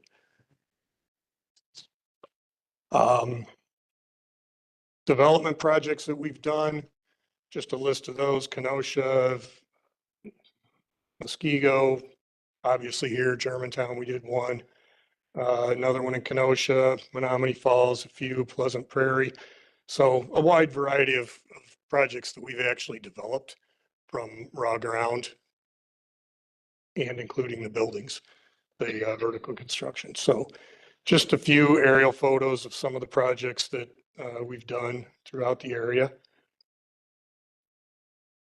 And as far as the proposed site plan, I think I'll let Joe talk about the plan and what our ideas are for this. And I have some of our marketing folks here can talk about price points, go through our product a little bit, and then we'll open it up to questions. And really, we want to get some feedback. We want to get, what your feeling is on the land plan and what we're proposing here so we can move forward. So with that, Joe. Hi, I'm Joe Mashek with BSP Design. I'm a planner. We're at 210 Smith Road in Palatine, Illinois. I've got a pretty long history here in Wisconsin with a lot of different projects. This one is exciting. It's an 88-acre site. Jordan did a really good job of the setup as far as how we sit into the Lannon Gateway comprehensive plan. To the north, on the northeast side of the site, or northwest side of the site, we adjoined the Willow Creek residential neighborhood in the comp plan. On the northeast side of the site, we adjoined the Willow Creek Business Park. And then on the far east side, we adjoined the county line mixed use commercial. So we really serve as a transition area from the commercial and business park to the residential to the north and the west. The site itself, it's essentially broken into 3 internal watersheds. So we have a couple of different areas where the water naturally flows. To the north, we provided an area for detention. To the east, a detention area that also serves as a buffer to the commercial and business park. And then along the south, which is a perfect location for both buffering, detention, and essentially creating a landscaped entrance to the community. The way this breaks down is we have about a 10-acre part of the site on the west side along Lannon Road or County Y that's pretty solid existing tree stand. There's also some tree lines that run through the site that we'd like to preserve, but we do have to work with a civil engineer and everything else and how we work the site. Because there is a lot of bedrock, and so we have to be concerned about how we grade and how we kind of work the site. So we have preserved the 9.5 acre tree line along County Y, and next to that we placed our flagship homes, which are about 12,000 square foot lots. Those are the biggest homes that we have. There's 44 of them. And then we taper the density a little bit higher as we go a little farther south with the pathway homes, which on the site plan are the yellow. There's 2 types of pathway homes. And what we wanted to do was really mix up the ability to provide some larger homes and some smaller homes within that pathway area, whether it's a 3-car option or a two-story, which might be a smaller footprint, or a ranch home, which might have a little bit larger footprint, to allow for a lot of different options for home buyers. And then as we move south, we have paired homes and what we call row homes, which are essentially townhomes that fit into the hillside because we've got a lot of slope that goes to the south. So on the north side, those would be the hilltop, which would be they would present as two-story homes. And then on the south side, which are the hillside homes, which would present as like a 2.5-story home with the garages at the rear so that they're faced away from the County Line Highway to the south and Lannon Road to the west. As part of the site, we also want to really emphasize that we took a look at how we provide open space for each of these different housing types and provide access to the open space. Overall, the site of the 80-acre site, we have approximately 32% of it set aside, and 28 acres of open space. And that is, as Jordan had mentioned, it's buffering along County Line Highway, along the Highway O, along the south side of the site, County Y along the west side of the site, and then the tree line, but then also provided pedestrian connections through the site, and hoping to preserve some of the existing tree lines on the site. Again, I'm sure our civil Chris here is cringing when I say preserving the tree line, simply because we've got a lot of site work that needs to happen with the bedrock and grading to make sure that stormwater is taken care of. There's a park in the center of the site that would provide a more active use, perhaps for children, et cetera. And then on at the corner of Y and O, it really does present a really great opportunity to provide some landscape and some additional kind of entrance features for both the neighborhood and the village. And we're all here for questions. So with that, I'm going to pass it along to marketing and questions. Right, thank you.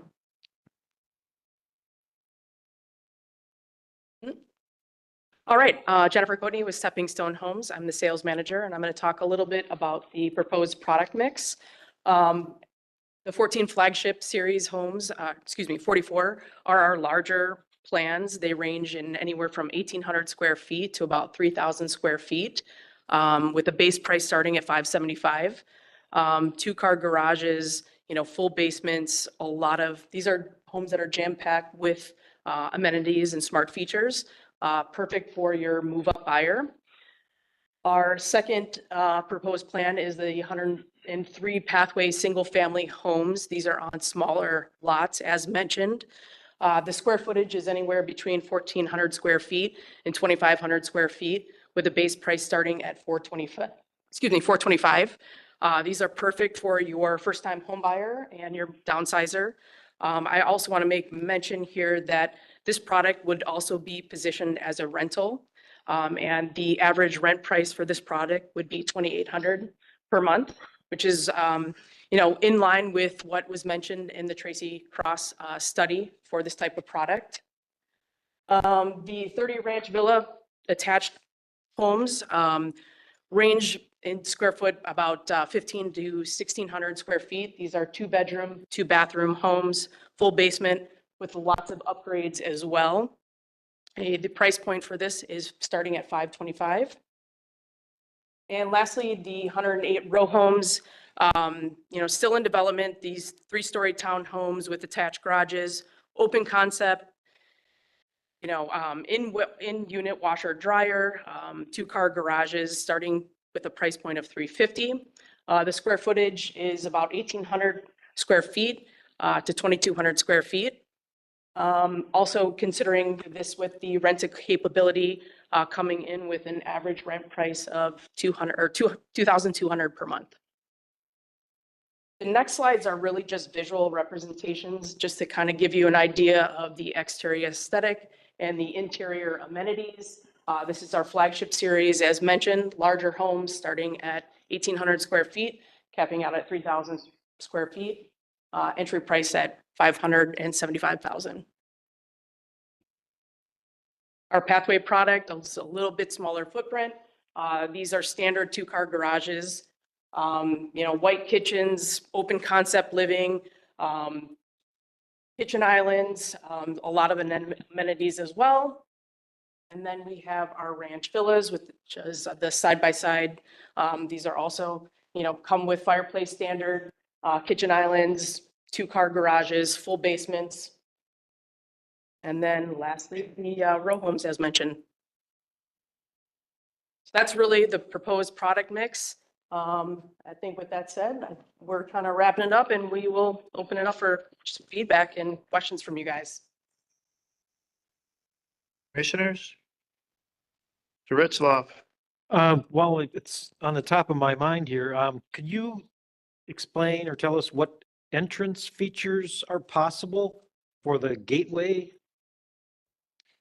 Presumably you're talking about the area down in the Yeah, southwest corner of the property near the interchange. yeah. Initially, when we met with staff, they talked about this being a bit of a gateway to the community, as we're on that outer edge of the community, and there seemed to be an interest of possibly doing some features there that would kind of advertise that, if you will. Obviously, we need to advertise a subdivision in the project, but there might be an opportunity there to use that corner to advertise a gateway to Germantown there. So that's where that came from. So you're thinking sort of signage? Signage, monumentation. I mean, we're open. We think there's enough room there that we could do some creative things, and we would be open to working with the village to come up with something that maybe works. Okay. So I just wasn't sure if you had something particular in no, mind. we don't. That's it for me for now. Okay. Trustee Ball? All right, I have been the privileged one to go back and forth with most of these residents for the last 4 days on social media. So I'm going to rifle through questions that have come across, and I'll try and hit them all if you guys are the ones I've been talking to. So this is single family row houses, side-by-side townhomes. That's what you've already discussed. Water and sewer to this area. What are you planning on doing for water and sewer? It's all down at the, what would that be, the east? Grace Commons. Yes, southeast corner. So it's all down there. We'd be extending it through the subdivision. I mean, this is the outside end of the service area, I believe. So it's already been planned for sewer. Everything will route through the community. We have detailed questions. Chris is here, our civil engineer. He can address as much as we know, but we are in the early stages. So this is concept. No village involvement in that? No, No TIF district required? not as of now, no. And we don't intend to do that. So People want an entertainment district. That is something I said should be looked at by the Economic Development Committee. That is not a responsibility of the applicant. Neighborhood meetings. This area is subject to a requirement for numerous neighborhood meetings to plan the whole area. You planning on having neighborhood meetings to talk about your development? we are open to that. We're on a tight time frame, and to make, so we need to get a read of where we're at with this, because it's going to make a determination whether we're going to proceed with the project. So that's the main reason why we're here, to get feedback, to see if this is something that is, it fits the 2050 plan. I think it fits it well. It fits the product line, the price points of what Tracy Cross has identified as a need for the community. It fits 6 of the 7 products that they've also identified as a need for the community. So we think it's a good fit. Could I jump in? Yes, Um, join in. the Landing Gateway neighborhood was created,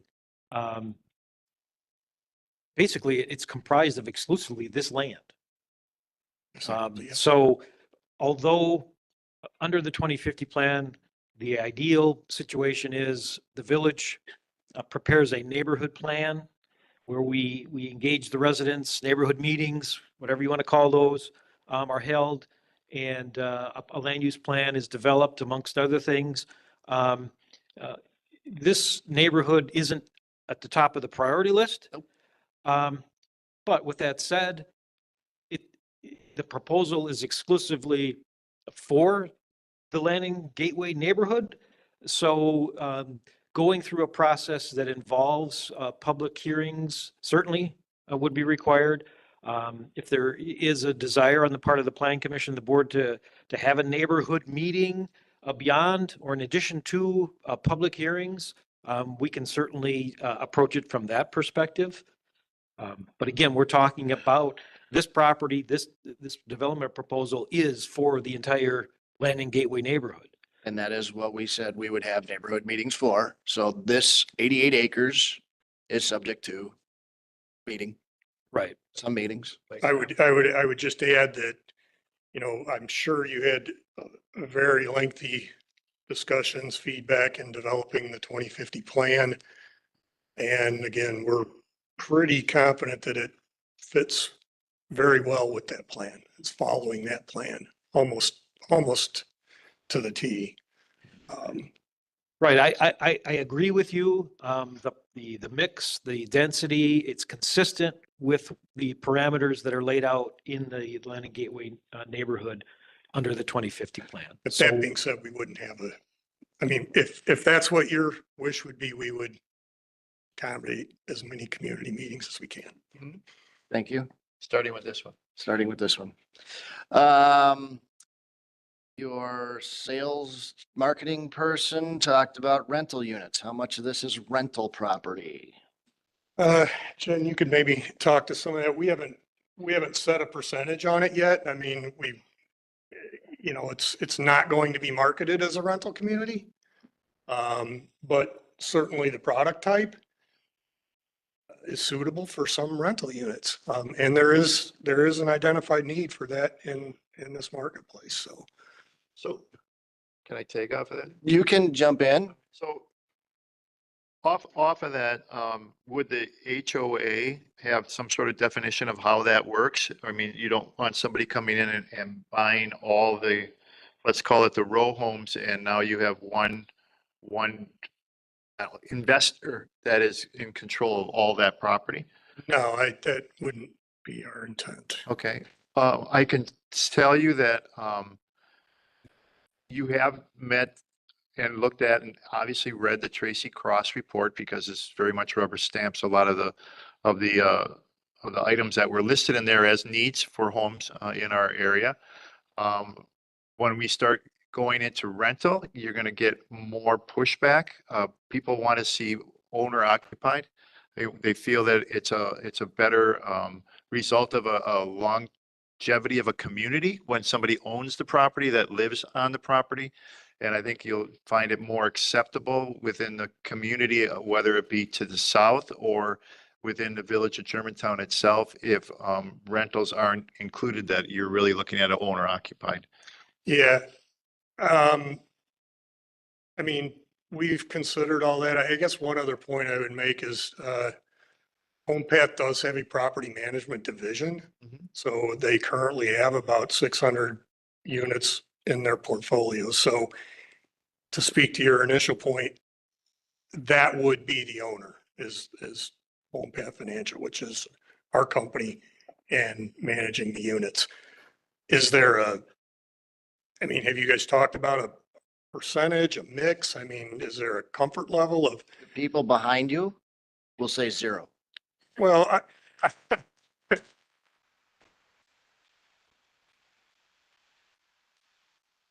I've been listening to them all weekend. And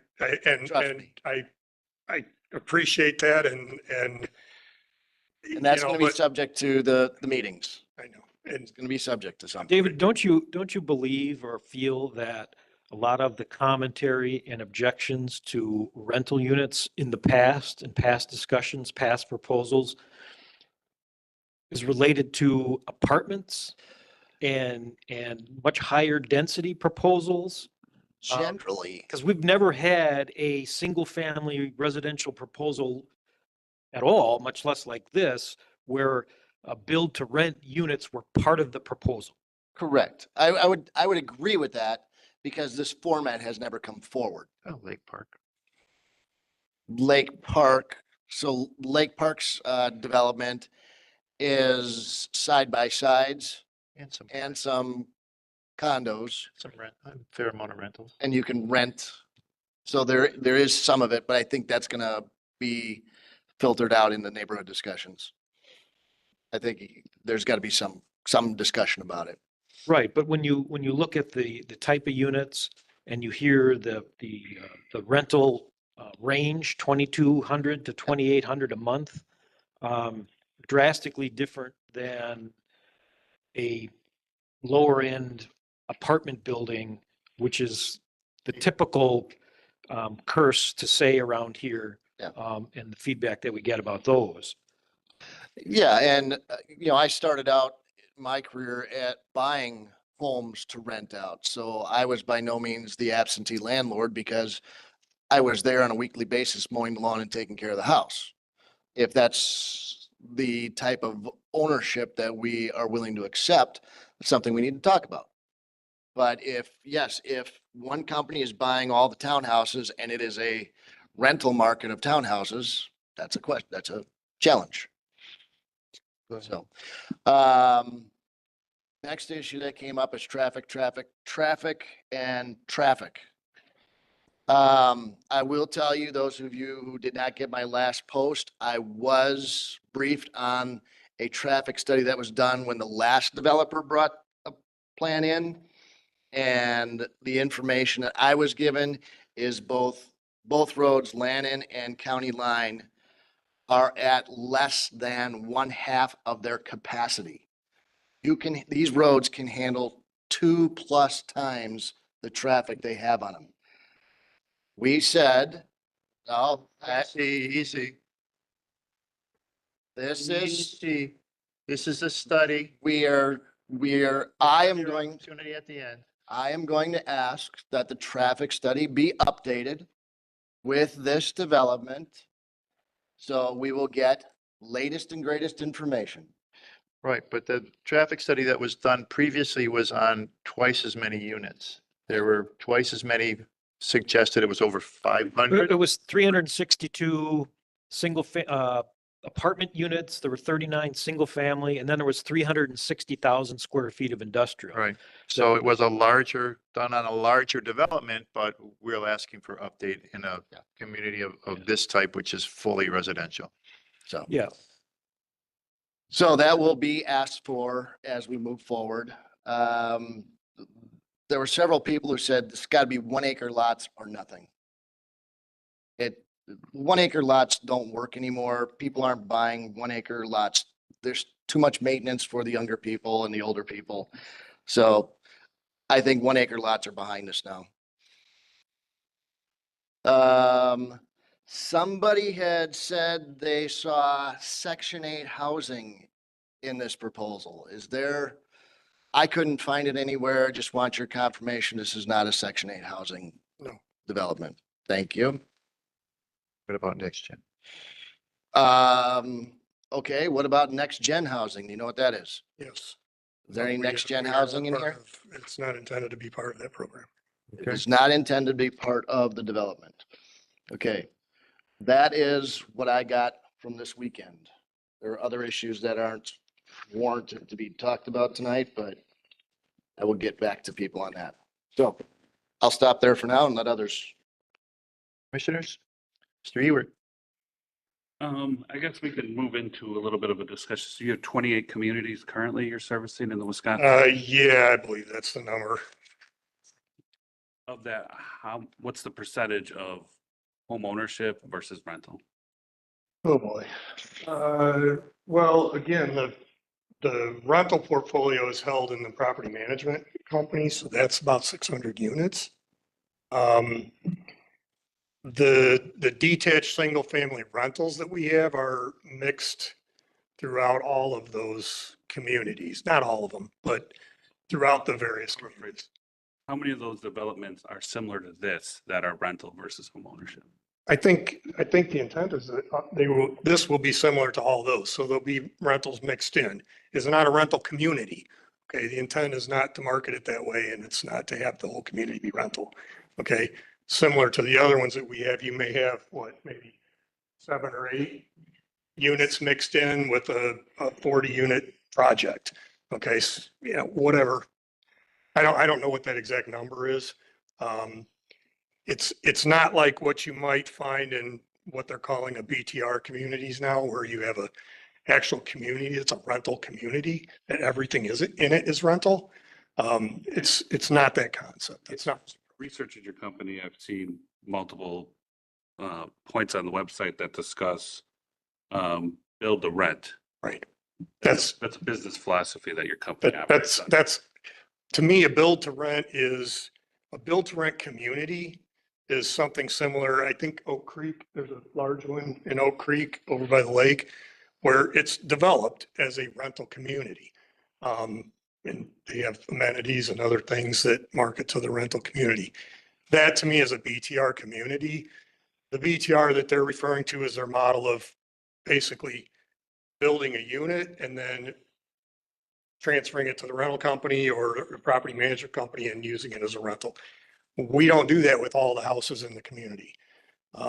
Again, I don't know what that percentage is on an average. I can find out, certainly. And from your discussion, it looks like you're looking at renting 103 pathway homes, the 108 row homes, and the paired villas. Is that going to also be rental? It'll be intermingled, right? So, I mean, we don't want our preference is to build and sell. I mean, our preference is not to hold them. But for example, a duplex, right? You can build a duplex and one unit sells, the other unit doesn't. So rather than sit on an empty unit for 6 months, 7 months, whatever the market is dictating, make it a rental unit. Okay. Similar to the single families, right? If there's something and we build a spec house and it sits for 6, 8 months or we're having trouble selling it, we'll rent it. It's an option, I think, for us in a business plan, if you will.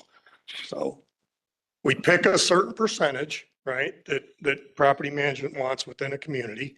And once we hit that kind of mix, then we sell. If they don't sell, we can rent. And on the rental side of your business, what is the turnover rate for tenants? Oh, boy.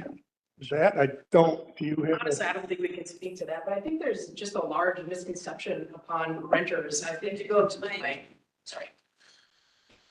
I just wanted to talk a little bit about the renter demographic that we target. Yes, can you hear me? Mm-hmm.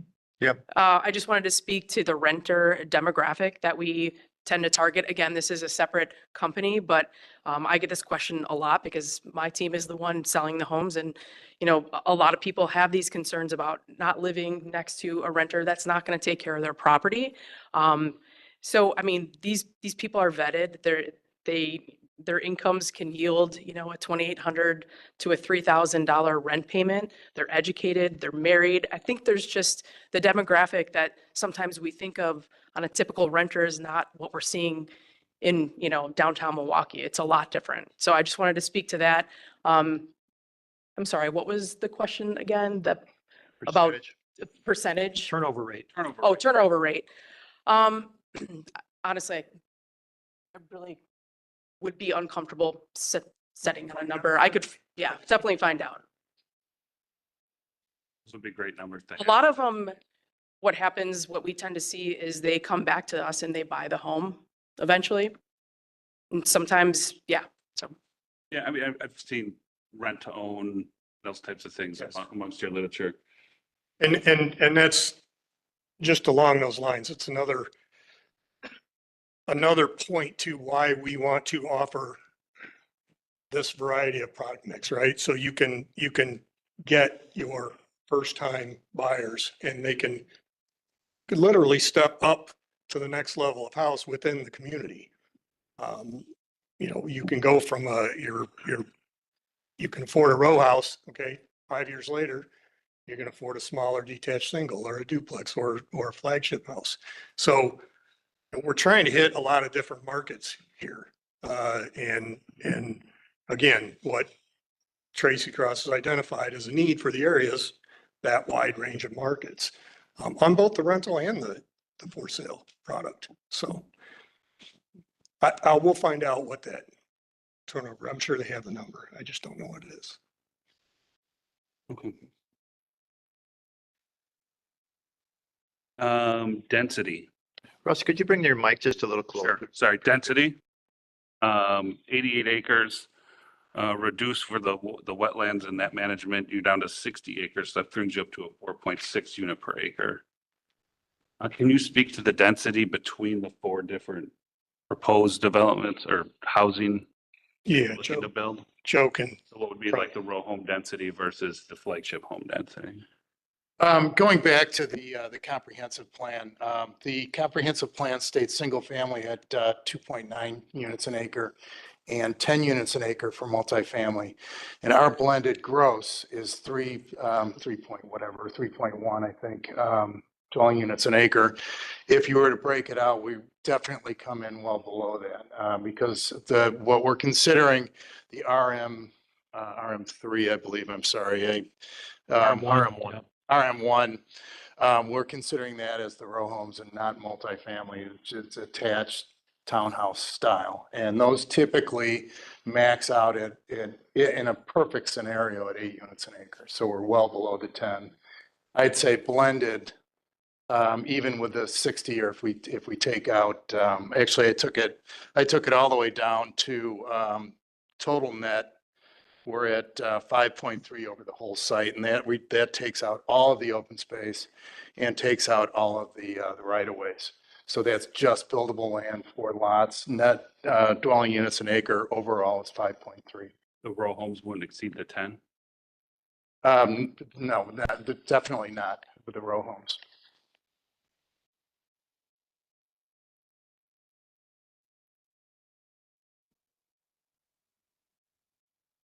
That's what I have for questions for now. Okay. Mr. Etzhoff. Can you tell us a little bit about the development schedule phasing? Do you know that at this point, or what are you anticipating as far as numbers per year, or how many years of build out? We do anticipate phasing this. We are so early in the game at this point, Jeff. I don't have really a gauge on that. A lot of it's going to depend on infrastructure, cuts and fills, sewer routing, things of that nature. I mean, we don't want to put a phase in that's at the other end of the site. You have to run the sewer all the way to the other end on the front end just to pick up that piece. So we want to, run it from where the infrastructure is on up. That being said, we will try our best to phase in the product line together. So in other words, we're phasing in some row houses, some dupes, and some detached singles, right? Rather than just the town or just the row houses in phase 1. So we do want to mix because it opens the market window up to us a little bit. Right. To be able to offer multiple product lines. But we really haven't thought that much yet on phasing. I have a question. There are some representatives, not only on our dais up here, but also within the audience from the school board. And their concern is, of course, children and impact on area schools. Do you have, if you don't have an idea yet of phasing based on, sales and other unknowns of putting in infrastructure, do you have at least a goal of when you're looking to from start to complete? Are we talking about 3 to 5 years, 5 to 7 years? I would probably say at 3 to 5 range. Okay. We did have Eric over at Tracy Cross run some real preliminary count numbers on kids. Yeah. based on this product type, and I believe it was 135. Again, that's preliminary, right? He hasn't done a full-blown, study on it, but he did use this land plan product mix, and that's what he came up with as an estimate, so. Is that information something you can share with us at some point? It's informal, but certainly, yes, I can, yes. Okay. Mr. Ewert? Just to piggyback on that, I appreciate it. First off, thank you for having those numbers because we were going to get to that part of a discussion that I was hoping to have with you. This particular development, this is more for the commission, lays in the Amy Bell School District, which is our second, out of the 4 elementary schools, it's the second lowest populated per classroom. Whereas you've seen the district be a little bit more opposed to larger structure developments like this on the east end of the village, given the density. This is actually a preferred area we'd like to see building here and or to the north to certify Rockfield Elementary. Just talked with the superintendent today specifically about this, and we're getting some great answers here to continue that conversation. Obviously, we always recommend staying away from rentals because of the transitory nature. This isn't apartments, this is homes. I would call the row homes more of a condo style. We would see probably a more stabilized community from that aspect. So I can appreciate that this isn't a 300 unit, 3-story, 4-story apartment building, which we saw with the previous proposal. It does fit some more manageable aspects for the school district, which I can appreciate. The rental side of it is still obviously concerning to the community. We'll let you guys deal with that. But for now, that's what I think the district has for information for you guys. Okay, thank you. Appreciate that. Mr. Williams? Talk about the structure of your rental program. I mean, are you looking at 1-year leases? Are you looking at utilities included? And the reason I asked this question, just so I can shed some light, I ran a 30-year mortgage on your price points on your homes. At about rates going right now, your rent that you guys indicated you would charge is about exactly what a mortgage would cost somebody. So I'm just curious as to the reasons an individual would pay about the same thing to buy your home or to rent your home rather than buy your home. Yeah, I mean, Jen, my problem is I'm not on the property management side, so I'm not really privileged to that. I'm happy to have one of them come in and discuss all that with you or with plan commission or council. I can't really speak to that. Sorry. Question? Mr. Tarantino, do you have your hand up? I'm sorry, would you want me to have them reach out to you directly or, I mean, Or just through Jeff is fine. Then he can filter it through to us. that's fine. We can do that. Do you have any other communities where the range is like that from the flagship down to not down to, but to the row homes or the smaller, the pathway homes? We are currently in entitlements on 3 of them, mixed use, having built out only 2 product lines. So not that wide of a mix, but definitely a multi-use. So the other 2 we have are one in Summers, which is proposed. It's, I believe, in total 680 units, and one in Pleasant Prairie. Small. I just wondered from a standpoint of like the flagship homes are going to be, I'm sorry, I don't remember the exact number, but say 700 grand for 550 was the number you given. Okay, and then so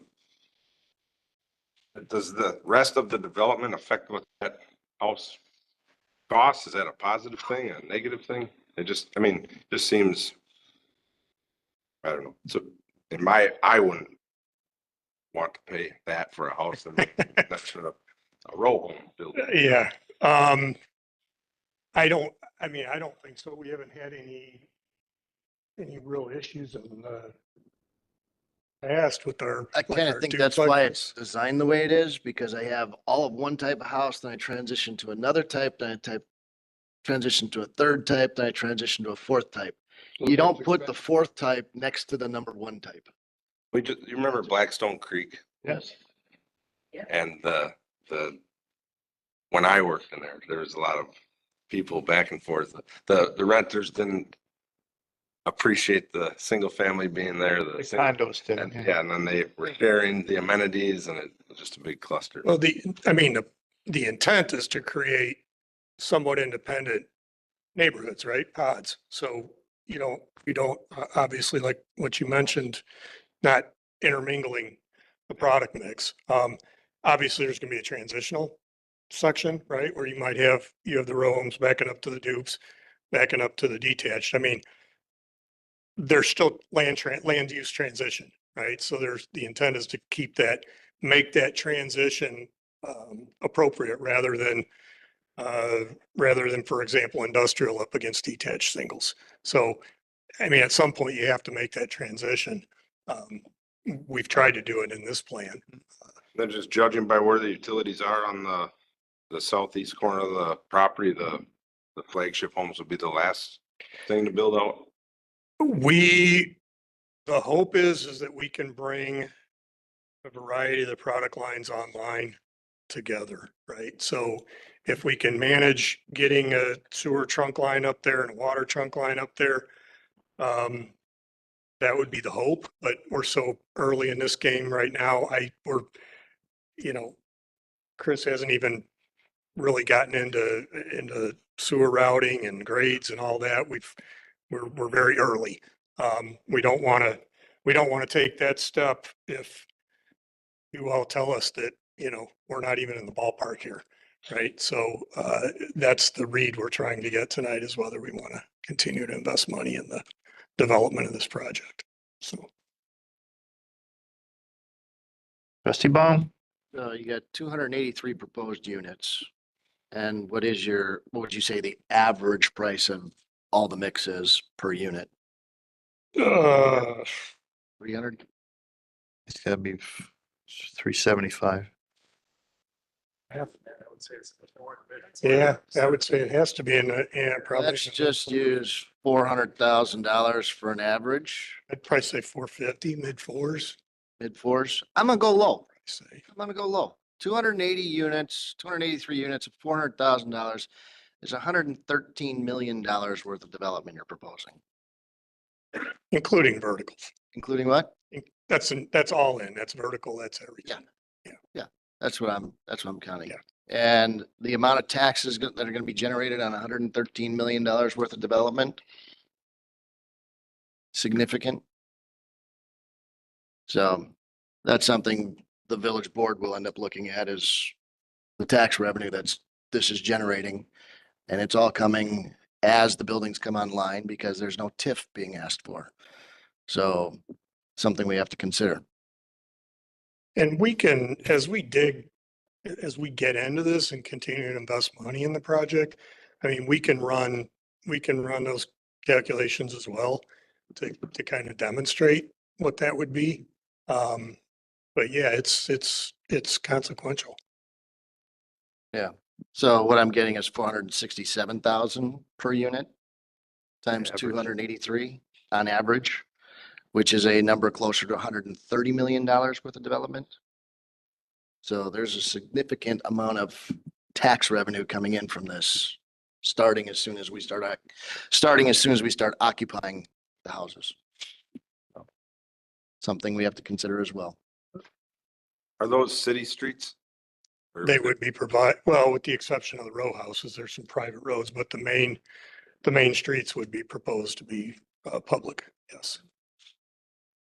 There's driveways, there's drives behind the row houses. I would anticipate those being private. But all of the collector roads would be public right away. Ms. Hank? So I'd like to say I really like looking outside the box of this one, that you combined a lot of different aspects into one development. There are a couple of things that from just a circulation perspective to pay attention to as you're working through the phasing and the development of these parcels. The first one is the right in, right out.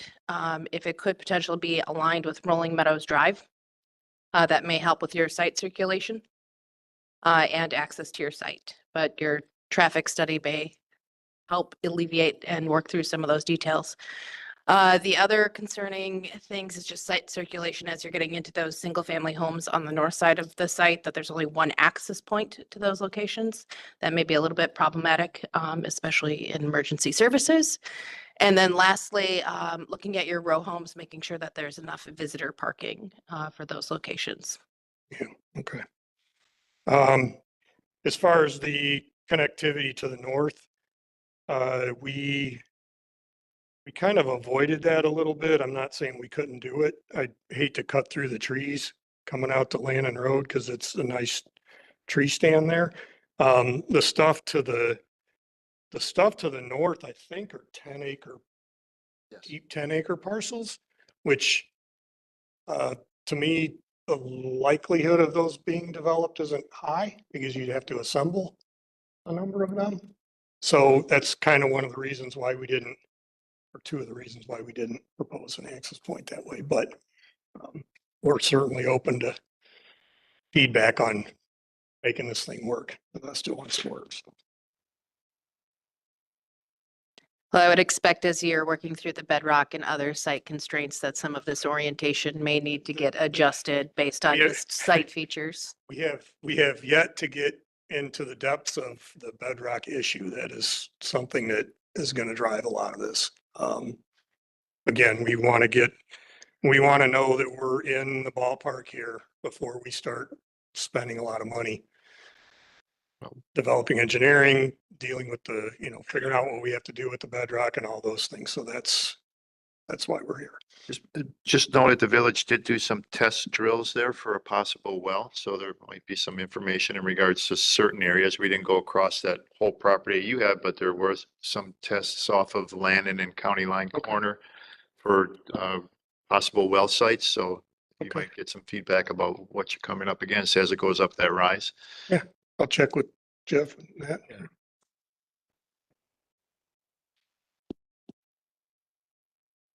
I would imagine with all that rock.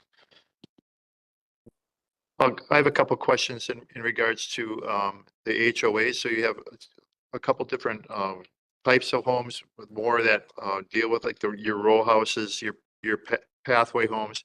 Is there an HOA across the whole property, and is there maintenance involved with the smaller sections of it, or does it go across the entire property as far as the lawn care, landscaping and all that? Yeah, so we haven't gotten into exactly what type of maintenance will be done on the detached. I would envision there being probably a master association that governs the entire parcel, and then sub-associations. Your row houses probably gonna have different requirements, different things going on than your detached singles, which would be handled by that sub-association, and then there'd be a master. I mean, that's how I would envision this. Okay. So through some of the communications that came in, one of them had a concern about the size of this project, and as a developer, have you had experience with this size? Right now, the list that you showed, I saw the most amount of homes was 106. This is almost 3 times that. Is that a concern for your group? Not a concern of mine. I mean, I came from the public sector side, or the public side for some of the large public builders. So I've been doing this for 30 years. Okay. Larger. But this could be considered the largest of your developments that you've had so no, far? this is probably second largest. Again, the largest one is running entitlements right now. So in terms of being built out, yes, I would say this would be one of the larger ones. Okay. Jeff, do we have an idea of the zoning from like the large homes to the small homes, if they would fall into like an RS5 or 6, or is the average overall RS7 as an average for all? Well, we would start, we're going to create a planned development district for this, that we would have to. with the underlying zoning districts being the RM1 and probably the RS5 starting as a starting point. But when we start talking about the attached single family, the row house stuff, we're not specifically looking at lot size to fit some box that we have in our somewhat antiquated zoning code, but to create what zoning regulations we need to make this a extremely positive development for the village. So in comparison, in the largest homes there, it would be comparable to something that's an RS5, similar to the development that's happening off of like Division and Dodges Bay. Glenwood North is RS5, 12,000 square foot lots. Okay. Very, very similar. All right, just for comparison and visual, for me and others that need that. Yeah, I guess I would, following up, if I could interrupt. Sure, just a second. absolutely. Do you have a suggestion on nearby subdivisions that may have a comparable mix or just comparable products that we could look at? Like, you've got a number of stuff, Jackson, Menominee Falls. Yeah. A lot of stuff real close, Hartford. Yeah, so Menominee Falls is generally our flagship product, but you can see that in Heritage Park North. So that's all of our flagship product. Summersfield, Menominee Falls is a pathway product. Gateway, Jackson, Gateway would probably be closer to Pleasant Prairie. So we have the duplex product down in Pleasant Prairie, which is at Bain Station. And the row houses are Conomowoc. Yeah, the row houses that we're currently developing, we don't have that row house product right now. We're developing that product. It's being built, BSP did the design on that product. It's being built in Oconomowoc. Okay. So we can give you that, we can give you all those locations. be I can great. send that to you. Commissioners, any other questions, comments, concerns?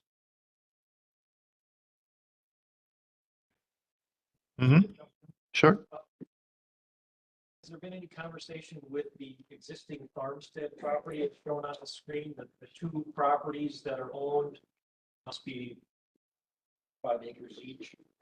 Yeah, we sent them a letter recently. No response, but it hasn't been that long. So both of them, the corner and the center. Did you, Nothing at all. did you send letters to that? I got no letters. Okay. Oh, you're on the south, okay. All right, well, let us figure that out, but I mean, yeah, we would be open to discussions on those properties if the owners are open to.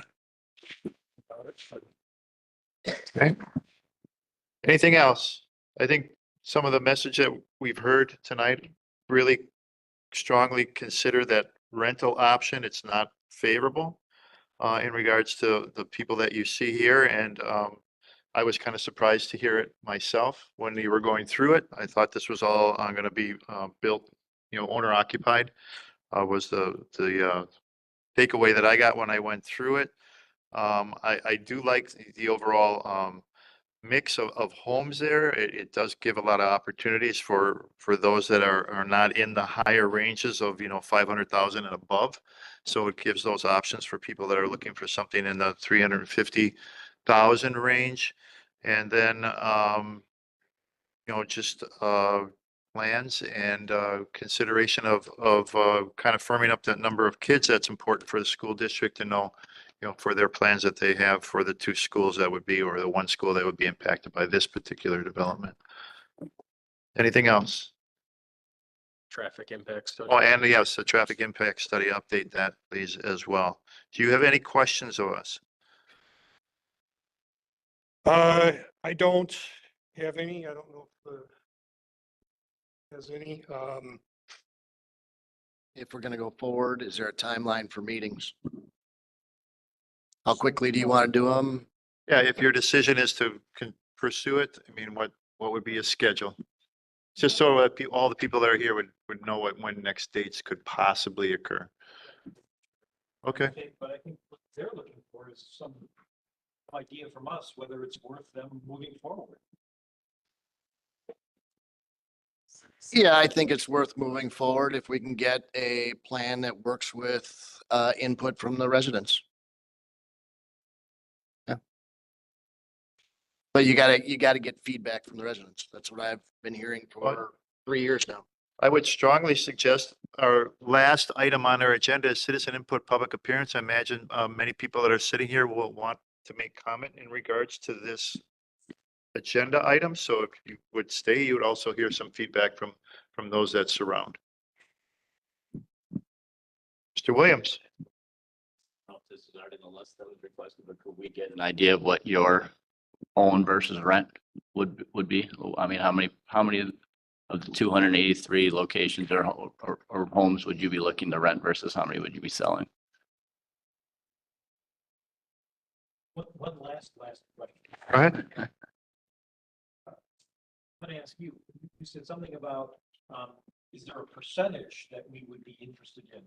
Would you, if we had the ability to regulate the type of ownership, would you be amenable to a restriction, if you want to call it that, where no more than 15% or pick a number would be available for rental units? I'm not entirely sure that's possible, but if, to the extent that it is, I mean, I suppose we could consider that internally. I mean, yeah, sure. I understand how far we can and can't go in Yeah. regulating ownership. Others don't. We don't, have we done this with a development before though? I mean, doesn't every developer have the option in his own mind, her mind, that if I don't sell this place, I'm going to rent it for a while? I Yes, think and the that's all people they who buy said, them but can do the same correct me thing. if I'm wrong. Your intent is to sell the houses. If they don't sell, well, you're all business people. You got to do something. So you rent it for a while, but the object is still to sell it. That's our primary. I'm only thinking, I understand where you're coming from, Jeff, but I'm only thinking we may be going further than we can really demand. But if I buy one and I decide to rent it out, what's to stop me? I don't think anybody can stop that. I could do that with my house. Right. And you could too. As long as it's within your HOA. Yeah. If you have an active HOA. No, we don't. Well, I'm not entirely sure that outside of, maybe condo statute is, Right. Even HOA can't. yeah, I If don't. for single family houses, they can. You can say that you can't do Airbnb or those types of things. You see those in covenants more often than not. Our HOA only is gone because we chose not to keep it. Correct. But I don't think that was in there. I ran the HOA.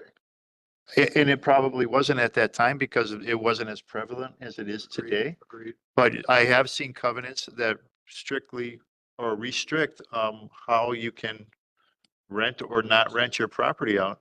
Yeah, I mean, there's state statutes provisions too that deal with short-term rentals that basically say under 30 days, you've got to abide by certain prescribed rules for the community and the state, but 1 year. You beyond can make that, it 1 year minimum or 6 months after that as any update. I will bring more information to the plan commission about the whole, how far we can go to require some rental, Okay. Any other questions?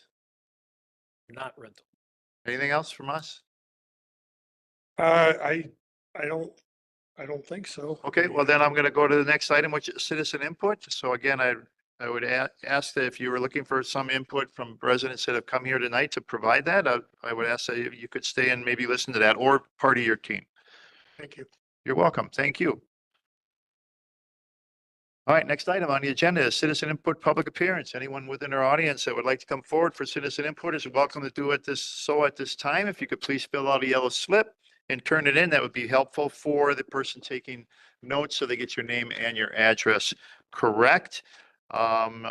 If there's anybody joining us via WebEx, if they'd like to participate, please make your wishes known so that the moderator can bring you forward at the correct time. So anyone wishing to participate in citizen input or public appearance is welcome to do so at this time. Just come to the podium. Could you leave that map up? Oh, you. Anyone wishing to come forward for citizen input, public appearance? Sir.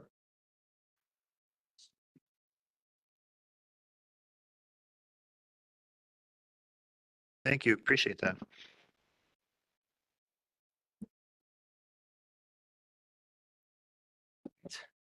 Well, hi, everybody. I'm Scott Schrader. I'm the property owner at N96W19602 County Line Road.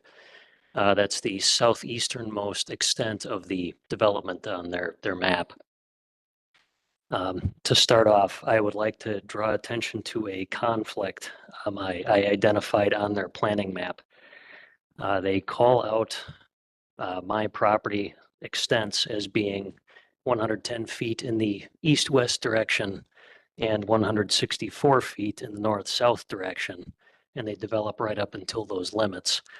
The verbiage on my deed states that I have 110 feet east-west and 220 north-south, which results in up to 56 feet of encroachment onto my property. In light of that, I would ask that any plan be redrawn with those extents and taken into consideration. Also, I have further questions about the plans to water and sewer as they become available and develop. The current terminus of the water and sewer system ends just to the east of my property, and I am not on that. As a result, I had to purchase a new mound system and filter bed in June of 2023, which cost a very princely sum. If this development were to take place, I would have more questions about whether or not I would be forced onto municipal water and sewer, or if my existing arrangement would be in place to the end of its service life. Additionally, I have some concerns about drainage of water between the center of my backyard and the existing elevation in the middle of this project.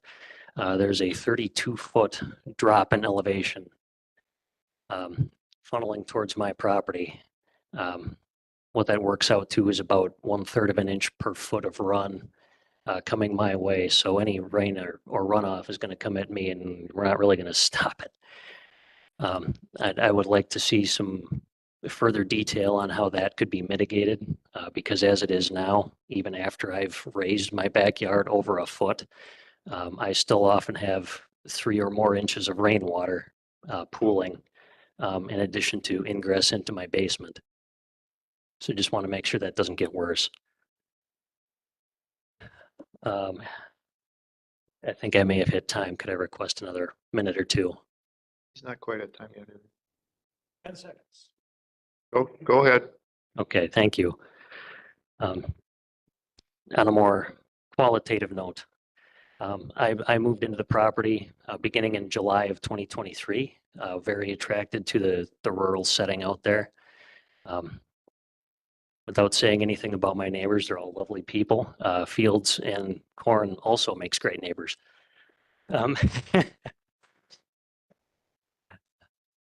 And with the development as it's proposed here, it would have my lot up against some of the pathway homes and not very far from the row homes. This would plunge me into more of an urban setting rather than a rural or semi-rural as exists today. As plans progress, I would encourage perhaps additional either distance or additional consideration of things like trees, foliage, to help better preserve that rural setting as it exists today. And yeah, with that, I look forward to any neighborhood meetings that may come forward from this, and participating with the board and the developers to ensure that we all kind of get what we want. So I don't want to be anybody's enemy. I just want to make sure we're all getting what we're here for. So thank you. Thank you for coming forward. Is there anyone else who'd like to come forward for a citizen input or public appearance?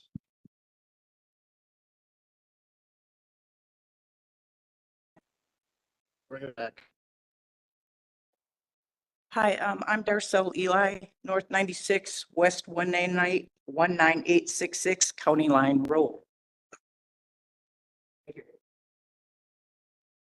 When you mentioned that you wouldn't want to put this house for sale next to one of these houses for sale, what about my house that's for sale? what's gonna happen to my value of my home if they find out that this is all rental stuff? I'm really concerned about that. And it is pretty bedrocky because I got a lot of digging back here too. So I just wanted to make sure that all my tree lines and everything stay real nice too. So I'd like to know how far off of my lot line you can go. It's right here. Those are discussions we'll have I during just meetings. want to let you know that those are my concerns. And coming in and out of here, I can tell you that Germantown and Menominee Falls will make more money because of all the speeds that's coming through. So I might get some money out of this. Yep, right there. Thank you for coming forward. Is there anyone else that wishes to come forward at this time for citizen input or public appearance?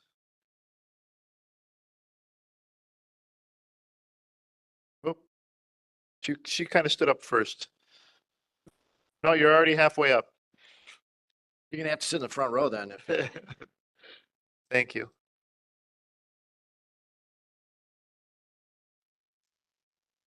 I am Tammy Schneider. I'm from West 204 North 9699 Lannon Road. So I am right here across from this. I have a lot more questions, more than comments now. You mentioned the tight timeline. Why are you on a tight timeline? Okay. And I know you had mentioned that 1 acre lots are no longer desirable, and I think most of us would disagree with that, especially if people are moving to Germantown for the rural, like Scott mentioned, and most of us like that. Maybe, you know, downtown and everywhere else is going with smaller lots, but I still think people who are moving here with families do want a little bit of land to provide that rural feel.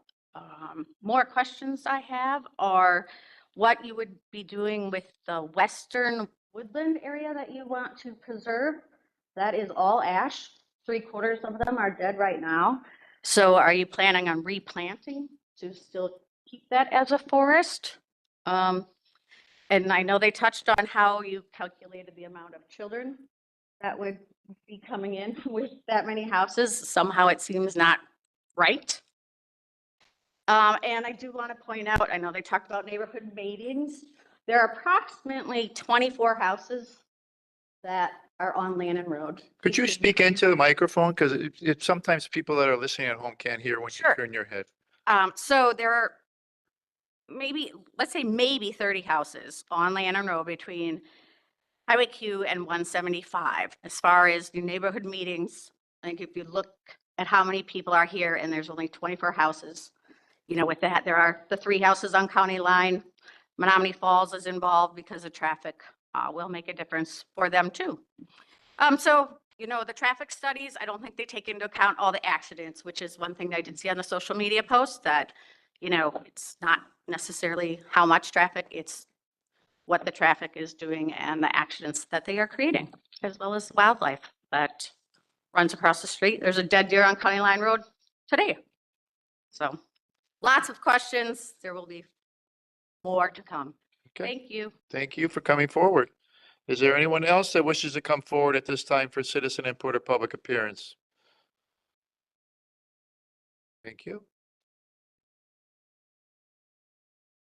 Still Doug Lohman, still live at W180 and 9881 Rivers Bend Circle West. Haven't moved yet. A couple of, 2 things I want to bring up. President Walter, you brought up that the traffic, there plenty of traffic right here. An old traffic survey could say it'll take plenty of traffic. I just want to point out that between Maple Road and Division Road, that is a distance of 1.25 miles. There are 10 traffic lights. From Maple Road to Lannon Road, there's 1 mile. Now, 6 in the morning to 8 in the morning, around there, and 3:30 to 6:30 in the evening, there's a lot of traffic. If you gotta go east, you're gonna make a U-turn and go right there. And I don't know, I stay away from U-turns. The other thing is that when I read this site plan consultation, and this is feedback to you all here, because, and I may be wrong, fully admit that. But when President Walter asked if you had any questions and you said no, I was shocked. I was like, I thought this was a consultation. So a little feedback for you guys. Thank you. Thank you for coming forward. Is there anyone else that wishes to come forward at this time for citizen input or public appearance?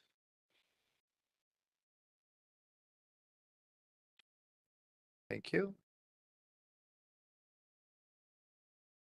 My name is Jerry Siegel. I live at North 96 West 20912 County Line Road. It's exactly a quarter mile from my house to Lannon Road, and this development is east of me.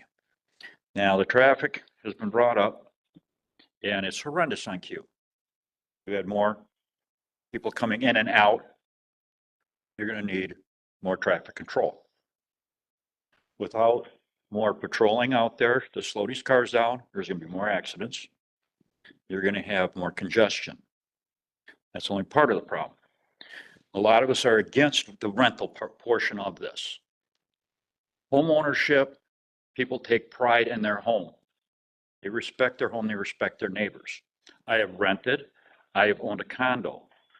I moved back into the house I am in now, I grew up in. My parents have owned that property for almost 50 years. I've known the Schneiders since we were just little kids. The property is going to be developed no matter what, which is expected. Property across the street from my Menominee Falls side, they tried turning that into a subdivision and it was shot down. And Breezy Hill Nursery bought it, which was great. Now, people are in a business to make money, which everybody likes money. You also have to take into account everybody, not just your needs to make money. Communicate with your community, have personal meetings with the neighborhood. Stop in out of the blue, talk to your people that you're going to be developing around. Now you're selling these homes for $400,000 or $500,000 and there's no property. I have 8 acres. You want to buy my property for $1 million and you can't build on a third of it? Can we focus? Take that into account. There's a lot of people here that know it's going to be developed. There's not much we can do about it. All we can do is put our input and hope you listen and take our advice. Thank you. Thank you for coming forward. Is there anyone else that wishes to come forward at this time for citizen input or public appearance? Yes, sir.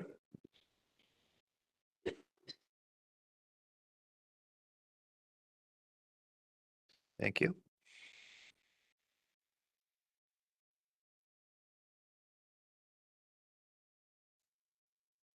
Hi, I'm Ron Schneider. I own a farm directly west of the complex they're trying to put in there. I don't see any benefit to Germantown for these high-density housing projects. And if they put something in like that, you're taking away 80 acres of cropland. Where is all this water going to go? It's going to flood Menominee Falls. It's got to go through my farm to hit Willow Creek, and Willow Creek feeds into the falls. We're going to be responsible someday for that. So, thank you. Thank you for coming forward. Is there anyone else that wishes to come forward at this time for citizen input or public appearance?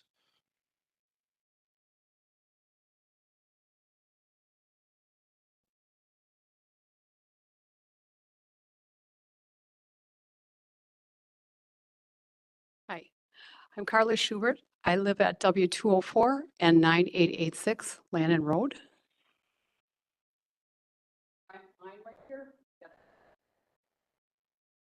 My house probably sits 50 feet off that line of trees there. The driveway is probably 10. I'll be able to shake people's hands. We never received a letter or had a discussion about this. And I have to bring up the road deterioration on Lannon Road. It's like driving down a cow path right now. how come that's not looked into and fixed? And now you're going to add more traffic? And is there going to be a berm place between these houses and our house? And how far off the lot line is this all going to impact us? What about the police, the fire, and the schools? Sure, you'll have more tax money, but the police spend so much time at Walmart, Fleet Farm right now. And what about the sewer and the water and the well? Are we going to be forced to change over to something that? No. No, we've never forced anybody onto the water system. Okay. Well, that's all I have. Okay, Thank I you. appreciate you coming forward. Thank you. Is there anyone else that wishes to come forward for citizen input or public appearance?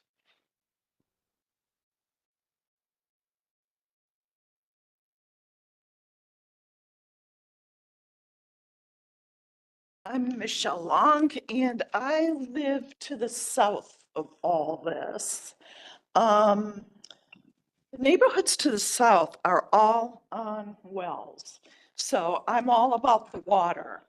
We were told when we moved in that city water would never come our way because the way the water flows. We're like on this continental divide thing. So we would never be able to get city water. Now, if you're planning to put in 283 more homes and you're already looking into where the water is on this property, how is that going to affect the current wells in our neighborhoods to the south? Is that a question? That's a question. It won't, So because it'll be on our water system. There won't be a well there that's going to dry off of your wells. okay, So you're to the south, so you live in the falls? yes. Okay, there won't be a well there. They're actually bringing the utility of sewer and water to that development. That is the plan. That's what they're looking for to service that area. Okay, then you've got more information than I do on it because we were told that that water would never be brought, sewer and water would never be brought further than the road where we call it Walmart Way. Because of where you are, yes, but not where this is. This isn't on that side of it. We wouldn't be able to bring sewer and water there either if we were on the wrong side of the subcontinental divide. Okay, so you have water on your side, but Yes. we don't on ours. We have service utility water. Yes, it's actually to the corner, well, actually to the corner of the gentleman's lot that came up earlier. But it all currently services Grace Commons. Now that's our water system going across County Line Road into Grace Church, and the Commons area is all our sewer and water. Okay, so are we going to be given an option then to annex into Germantown? Oh, Oh. no, I don't think the Falls would appreciate that. You're allowing Grace Commons because Grace Commons is in, It's still in Menominee Falls, but they buy sewer and water from us as part of an agreement. okay, but you wouldn't be, We won't annex them, nor would we force anybody on that side. That's a whole nother county, so it would really be difficult without any other agreement with Menominee Falls to even attempt that. we won't be forced to annex and you're not going to No, not at all. drawing our water from our aquifers in Menominee Falls for No, water. because it would come from our wells in our system. Okay, great. Thank you for clarifying. Thank you. That's good news at least. Thank you for coming forward. Appreciate it. Thanks for coming here tonight from the Falls. Anyone else wishing to come forward?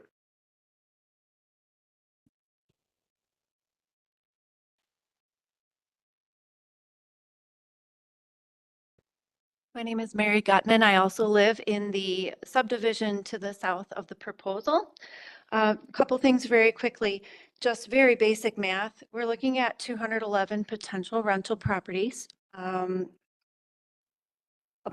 believe it's extremely inappropriate density for the area. Even if acre lots aren't hip these days, the general and surrounding area to the south, granted it's a different county, but very close, which by the way would receive all of the runoff from all of the pavement and displacement of soils for 283 properties, even if they're half-acre lots, any development is going to bring new tax revenue to Germantown. Also, I would really be interested in the builder's definition of a pathway home. There is some interesting information to be found if you look up what a pathway home means. So flagship is pretty easy to figure out that it's the prime development for an area. A pathway home in most of the United States is considered to be a potential for low-income housing, a step up. So I would just encourage everyone to research that for yourselves. And yes, if you currently are renting approximately 600 units already as a business, that's quite a significant number of rental units. And you're looking at $468,000 for an average, as an average for all of the, and that's a low average for all of the development that's going on. I just feel like a lot of things don't add up. Thank you. Thank you for coming forward. Is there anyone else that wishes to come forward at this time for citizen input or public appearance? Yes, sir. Hold on, Jen.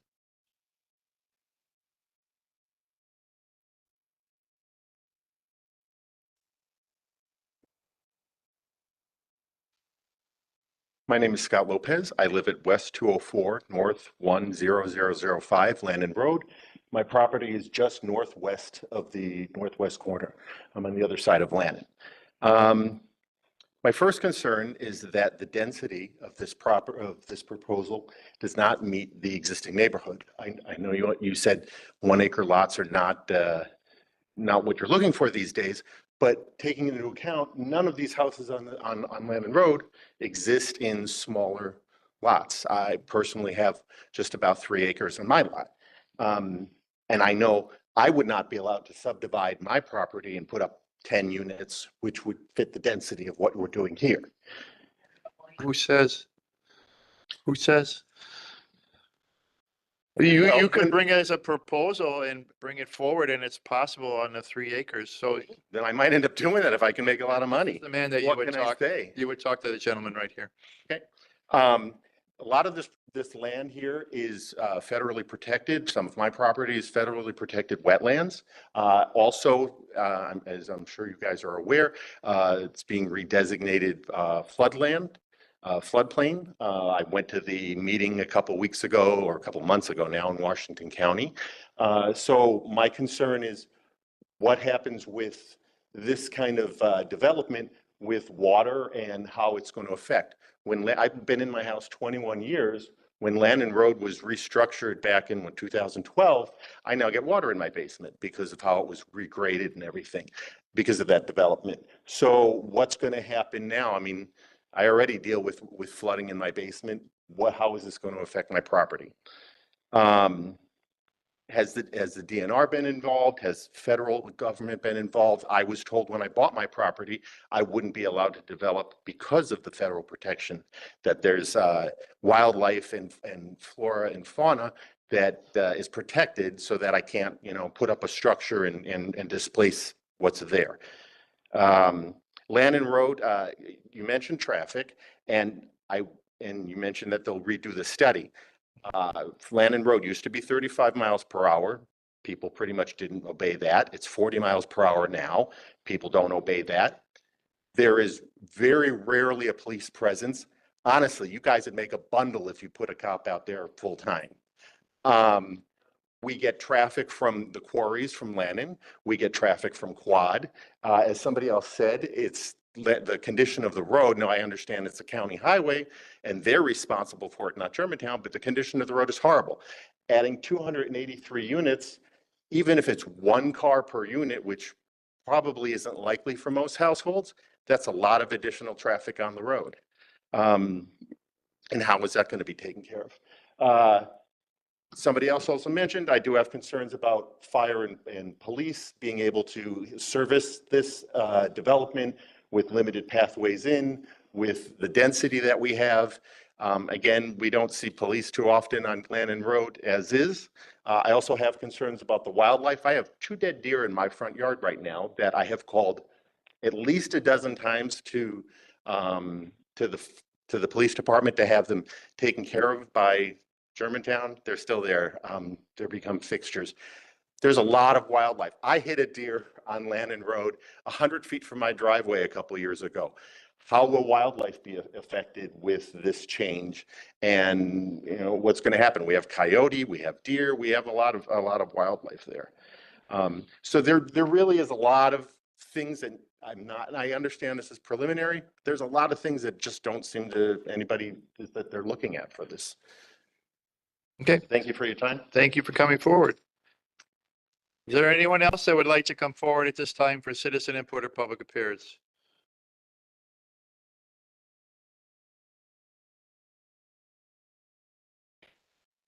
Traffic.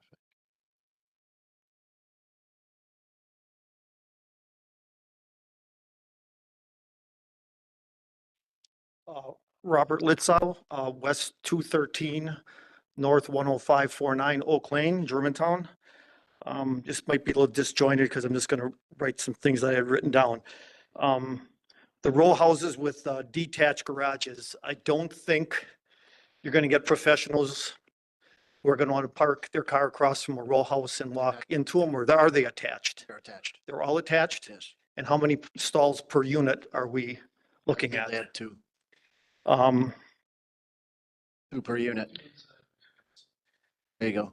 The lowest point on that project is the county line road and Landon corner.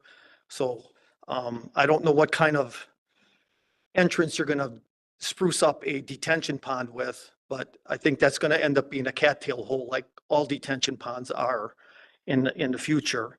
And if the rental aspect of this goes away or gets reduced, this project will go away. This is all about rental. This is not about single family. If this was all in orange, I'd be standing here and saying that's the best thing we can ever get on this corner.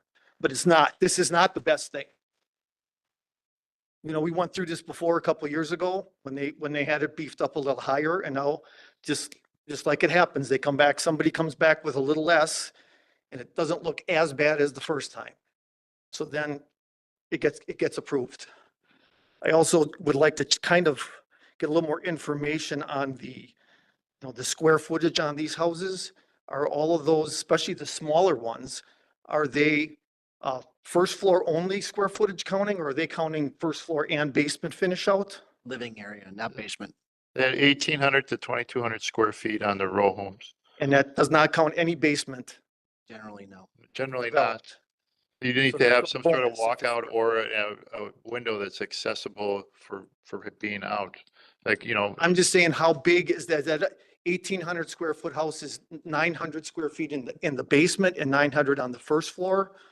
You know, then it looks like a pretty small house. No, generally it's above the basement. Above the basement. Basement's not included unless it's a walkout type of scenario.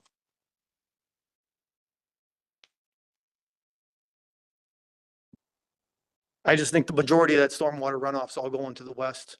And I can tell you that I drive truck too, and I watch the truckers come from Lannon and from the quarry that's on Hillside Road, and they no longer go straight through that intersection, or I mean, straight, they don't not go east, because they don't put up with all those stop and go lights to get on the highway. If they're going on the highway, they're going Lannon Road. And they'll backtrack to get onto the highway and then go into Milwaukee. Or if they're going north, they're obviously going on Lannon Road, but they will not go down County Line Road anymore. So that road's gonna get continued use to the homeowners that live there. Thank you. thank you for coming forward. Is there anyone else that wishes to come forward at this time for citizen input or public appearance?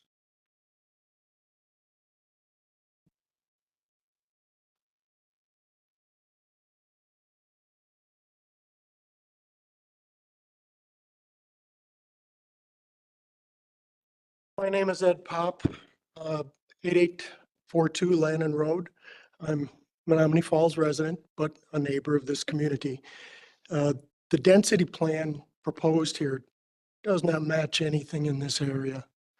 The national average for additional cars for this many homes is 1.8. Might as well figure 2. There's teenagers, that's 3. So you can look at 400 to 500 extra cars in this traffic pattern. I can tell you right now, I own my own business, thank God. I don't punch a time clock. When I try to get out my driveway in the morning or get back in at the night time, I spend 3 to 5 minutes on Lannon Road or in my driveway. And that's just the traffic that I'm running into. So if I think everybody agrees that property of this size will be developed. I also believe that if the density was lessened and you could come up with a little different plan, and I don't agree with your assessment on 1 acre lots. All of us who live out in this area have at least 1 acre lots, and we moved here because of that. So change the density, probably have a better chance of getting through. Okay. Thank you. Thank you for coming forward. Is there anyone else that would like to come forward at this time for citizen input or public appearance? Anyone else?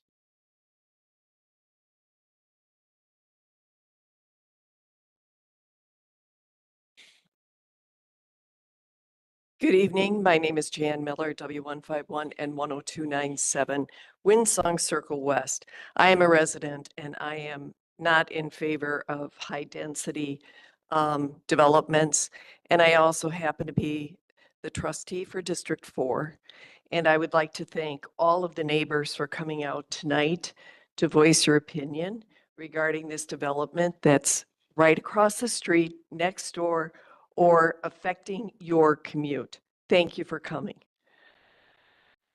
I have concerns, and my first concern is neighborhood meetings. Let's talk about it. I think I've heard that for about 3 years since the 2050 plan was put together. And I would really appreciate something like this where you can actually send a letter to each one of these residents and not miss anybody and invite them to come in and take a look at the plan before it actually comes to the Plan Commission. Or possibly a better idea is utilize the Economic Development Committee. That's always a good idea too, because we have qualified people on those boards to take a look at it, but it needs to be vetted. And I think you need to continue to listen in a organized manner. Everybody's saying rural feel, and that's what Germantown is. And the density should be LOW, that's low. These people want low density. I don't know how else you need to say it. And I think roads are a big concern. And please, please, please, no rentals. I mean, I think that Germantown itself, just Germantown, needs to do a study of what the mix is. The Tracy Cross study involves 6 counties, 6.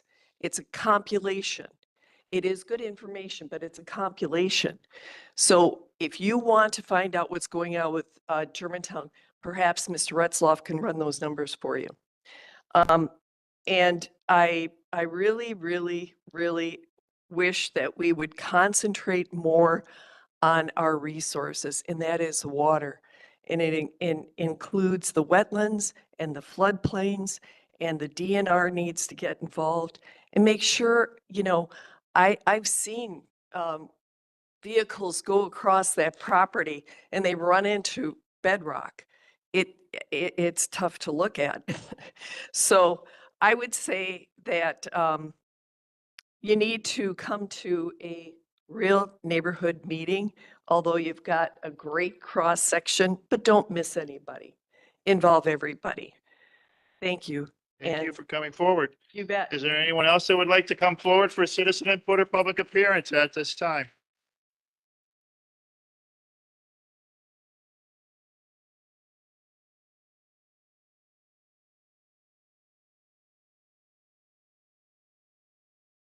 Melanie Smythe, N140W17938 Cedar Lane. Good evening. I have one item that's unrelated to this, just to let you know. Over at the Holy Hill warehouse area in the northwest corner where there are the empty warehouses, apparently the landlord over there has let this motorbike club zoom up and down in between those buildings, and the noise is horrendous, and it is permeating around the area. And I would like someone to contact those the landlord and ask them to cease and desist with that motocross freeway over there. It's not part of our ruralness in this area. Okay, so the previous proposal, switching to this, had a tremendous negative response, as you all remember. And it was proposed under the 2020 plan, as the presentation said. And those comments should have been taken into consideration when the 2050 plan was adopted, but they weren't. In fact, the final decision around these neighborhoods, and this is not the only one like this in the 2050 plan, the residents' comments and desires were ignored. And, you know, again, we hear this is too dense. We are not Mequon, nor do we want to be. We are not Brookfield, nor do we want to be. We want to maintain our rural feel in this area. In the last 3 years, instead of buying $1 million property in the Gross Neck, we could have done 10 neighborhood meetings at $100,000 apiece. It's just math. Let's see, sorry, I'm all switched around here. So the farmhouse, it looks like it's suffocating in that plan. So if this does go forward, please make sure there's much better buffers around that. The whole feel of this is completely out of context compared to the rest of the surroundings. I mean, there's nothing like this around here. It's not even going to connect to anything like this. It's kind of like, you know, a wart on a face or something. It's just there. Tracy Cross was not well received by the residents. In fact, it was resoundingly rejected. And so I wouldn't put too much stock in that. And again, as the previous speaker said, it was a compilation of multiple areas, and it was not well received. To Trustee Baum, the comment on the social media about the entertainment area was a sidebar regarding the empty county line properties that used to be linen and things, not this corner. Just to clarify, that was misinformation. We keep hearing about the trees. What about the neighbors? The people are here. These are the people that matter. The trees are great, even the dead ashes, but it's more important for the people to be accepting of what's going on in here. So I strongly recommend that you come back with more of the flagship, less of some of the townhouses aren't bad, but you know, it's just too much. Thank you for coming forward. Is there anyone else that'd like to come forward for citizen input or public appearance at this time?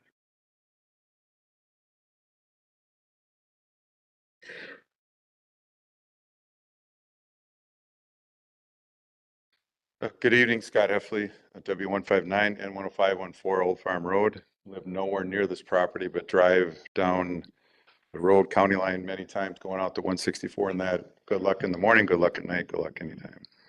There simply needs to be a lot more information provided to the people that are affected by this than one meeting tonight. Why would I say that? Okay, when you have the Tracy Cross report, which was presented twice, I sit on the Economic Development Commission as a commissioner, and there's other commissioners with me. There was a joint presentation regarding stuff like this and developments of this size with both commissions. And I see this brought forward tonight. Now, it's not their fault. They just came here, hey, come on here, we'll talk to you. But that should be, we're talking about neighborhood meetings, that should be a joint meeting between economic development and this commission. You want to get more people, you want to get more input, you want them to come in. That should have been a part of this before we got to this point. Okay, I'm very disappointed in that. This is, why is it we have an economic development commission if we're not going to use them? This is what they can be used for. This is economic development. If you bring in 283 units, that will be economic development, believe it or not. Yes, I have a background in economics. I can see you look at me like I'm crazy, Dean Walter. I know what I'm talking about. This is economic development, the Tracy Cross report. We had 2 joint meetings with Plan Commission and Tracy Cross, right? Yes, we did. Okay, let's have a meeting, bring these people all in, whoever wants to have input. Let's have a real discussion about what we want to see here. And it's okay to throw around, money about, oh, it's going to be 150 million in development. Okay, you don't know that. Trustee Baum, you don't know that because they're saying there's going to be rentals. Rentals are going to dilute the property taxes you collect. They're not all single family. So I think it's a little early to say we're going to have 150 million, 120 million worth of development. You don't know that, sir, and they don't even know how many rentals they're going to have. Thank you. Thank you for coming forward. Is there anyone else that'd like to come forward for citizen input or public appearance at this time? There is no one else. Does anyone have any announcements? There's no announcements. We can be adjourned. Thank you all for coming tonight, and thank you all for watching, and have a good night. Stay warm.